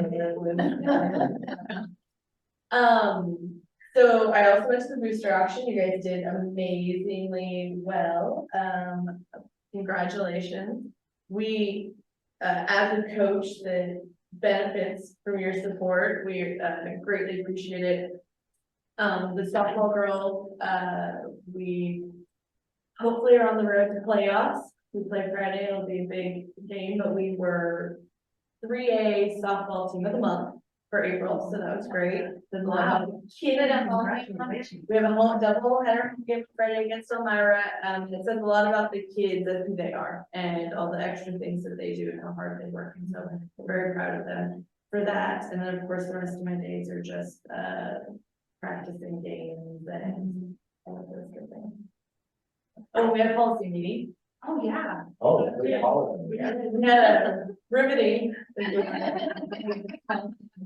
We had Marion with all of us too. Yeah. How many tweeting out? It was a lot. I think that's it. Tim? I just met with Lon Robertson about the bond and took the sign for the bond. Hi. I worked a couple of track meets for the middle school and the high school. Concessions doesn't normally do that, so we did that this time. And it was kind of fun. It was nice to see the middle schoolers and not get to interact with them nearly as much. They're spirited. And super cute. Then I met with Carly Conrad and Mike, and then leadership. And we had a sports auction that occupied my entire life for like the last couple months. So it's over and I'm very free. And I will be free from boosters after next week too, because I am resigning. Which is okay, because my children are in college. We had a very successful auction. It is I will hopefully have some numbers for people, but it was very successful. We'll meet some very great needs with what we raised. And it was fun, we've had fun. It was a lot of fun. Yeah. Yeah. I'm scheduled to go to the auction, and then I had 2 kids talking me into going canvassing, so. And went out in the rain and went canvassing, because I knew all of you guys were there, so we were. Yeah, I've been busy doing a lot of PAC stuff as well. I also saw the high school drama play. Fantastic. Gary Jones does such a marvelous job, and those kids, there were some introverts in the high school that were slamming tables, giving almost cuss words, stomping across. It was fantastic to see those kids that are usually quiet and shy, raising their voice and speaking. And I talked to a couple of them afterwards, like, how fun was that? And they're like, oh, that's so much fun.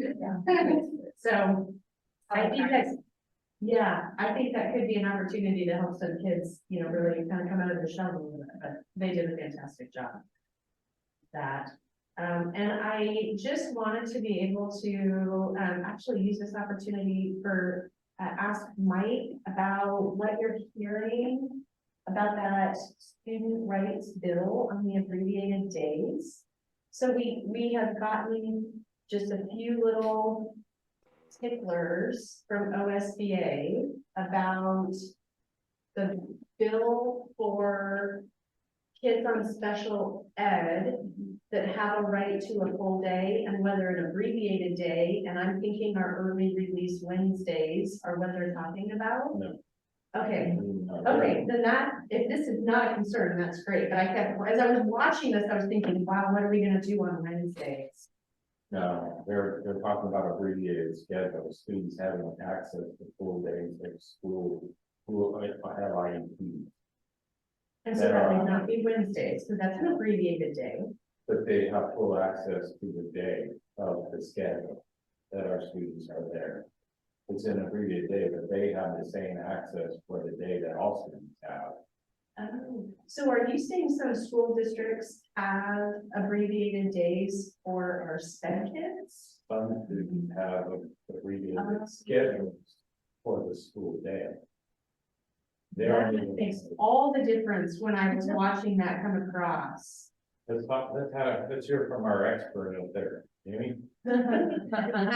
Well, historically, so this got to be a big deal because there's many districts who, for example, if a student has some pretty significant behaviors or needs that are really impeding perhaps the safety of other people, the school team may decide that, we're going to scale back their schedule and they can be on campus for an hour a day. And there's some pretty extreme cases, which is why this has gone all the way, and it most likely it's looking to pass. So it's looking like it will. Yeah. And so in order to protect the academic and social rights of our students, they're putting a lot of restrictions on that. So in Creswell, so this year we've been monitored by ODE, any student that's on an abbreviated day. And it cannot be a unilateral decision, meaning we make a team decision. So there are circumstances where that an abbreviated day is decided and agreed upon by the IEP team, and that's okay. But in order for that to happen, we're using data to track. We have goals that we're looking at. So if we have a student that's on a shortened day, maybe they come in from 8 to 12, we are looking at specific goals, and then we're increasing that day as they need, or we're adjusting those goals based on how the student is doing. So there's ongoing, we meet every 2 weeks. We talk about that student, we increase and bring them on campus. Creswell, we have one student that's in a pretty restrictive program right now who's on an abbreviated day, and that's one in the entire district right now. And that student, there's some reasons why we're slowly bringing them back onto campus for a full day. The team, the parent included, is all part of that conversation. And that is an ongoing conversation in terms of increasing, decreasing time on campus. So it's a pretty critical decision. A parent does need to sign off on that because again, you're impeding their access to education when they're not on site. If I was following the discussion accurately, it seemed like before this bill, so currently, the IEP team decision for an abbreviated day is the final decision. Does this, if that's not correct, then please correct me. And then it sounds like this bill is indicating it, so here's my question. Is it continues to be a tool if the family approves? If they approve, absolutely, yeah. Okay. Request it's different too, so, if they say, no, thanks, I don't want the abbreviated day, we cannot do the abbreviated day. Okay. Even if the team says, this would probably be in the best interest of your child to do this, and the parent says, nope, then we bring them on campus a full day, and we make it work. If a parent requests, and we do have several, this is unique, we have several families where a variety of whatever reasons that they have, their student is not on campus a full day. The parent is wanting that. What we do in that case is, it's called stand ready. We stand ready. We want them to be on campus, but we stand ready to serve. Some of our families partner with, behavior therapy. They do private behavior therapy. And so for them, that's a priority. They integrate that into their daily schedule. And so they come on campus and get services here, but then they have prioritized that they also want their private therapy. And so there's that combination. We stand ready to serve, but they are not accessing their full meal deal, so to speak, of education. That's different than what this bill is talking about. This is the team decision and the parent has to sign off if they agree to it. We track it, we monitor it every couple of weeks, and there has to be some change in there. So we're tracking a lot of data. Okay, thank you for that. As this was picking up more like airwaves over this past month. It's a big one, yeah. I kept thinking some of this doesn't make any sense for Wednesdays, because I was thinking, oh, Wednesdays is our abbreviated day. Yeah, Not it's understanding that in comparison to the whole school environment. So we also have students that are in outplacements that are on a 4-day program. So even that 5th day that they don't have, they're accessing, how do I articulate that? Whatever is comparable to the rest of their peer group, so to speak, or whatever education environment they're in. So for a Creswell student, all students go that Wednesday early release. So it's available to all. I am not articulating that well at all. In an out-of-district placement and that academy goes for 4 days, then 4 days is their base. So they don't need to come to our school on. Correct, because as a team, we decide on that placement, but how they compensate for that is they typically go through the summer. So they just have different calendars. They still meet the instructional hours. It's done in a different way. So oftentimes they're going June and August. We take July out. So equal access is the access that every student has. And if you're gonna tell them they don't have the same access as every student, then you have to have a plan, and that's what they're saying. You have to have a plan, you have to have the goals, you have to have the signature of the parent and the team. Okay. Thank you. This has been a tremendous discussion. I'm glad I remembered to ask because when I was seeing the little takers, as I said, I was getting concerned that our Wednesdays were going to become. Well, when we look outside of Creswell, we first, how we do in Creswell, but districts outside of Creswell and beyond Lane County are really having a tough time dealing with this. Because they don't have enough staff to support the number of kids that they've got to bring back, that they're required to bring back on campus. They've had a lot of them that have been on modified day schedules. And they can't believe that parents aren't in agreement with that. So they're opting in, right? They're opting back in, yeah. They're opting in, and that means they're gonna have to bring more staffing with more specialists and more supervision and like for monitoring for those particular students. And that's the ODE decided that this needed to happen, but ODE didn't put resources there to facilitate it. They didn't give us additional funding to do that. They do what they're telling us to do. Well, that's just unheard of, isn't it? Mike, did you have anything to add for a trustee report? Yeah, COVID kind of shot me down a little bit, but I managed to make it to a couple middle school track meets. The one yesterday was really cool because it was a regional And several of our kids made PRs, and I think a couple of them made school records. So it was really cool to watch them. But other than that, I'm just now getting my voice back. So I've kind of laid low here for a few days. Okay, well, we're glad you're feeling better. All right. Oh, thank you. I'm trying to. Good. Is there any other questions? I know we were supposed to read another chapter, but I think every single person has been overwhelmed. Like May and June are really fun days to add anything more to their schedule. But if anybody did read something and want to chat about that, though, we can. I'm not seeing any takers, which is totally fine. Okay. Okay, perfect. Okay. All right, just a reminder, so next week on the 17th is our first budget committee meeting, and that budget committee meeting is gonna be virtual.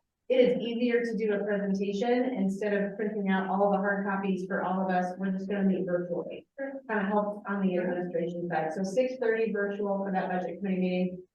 We'll do the same for the 24th if we need a second meeting for that. Okay, Marilyn, is there anything else I'm supposed to remind them of? That was it. Okay, all right. I think unless there's anything else, we are adjourned. Thank you, everyone. Thank you, Mike. Oh, thank you. I'll send you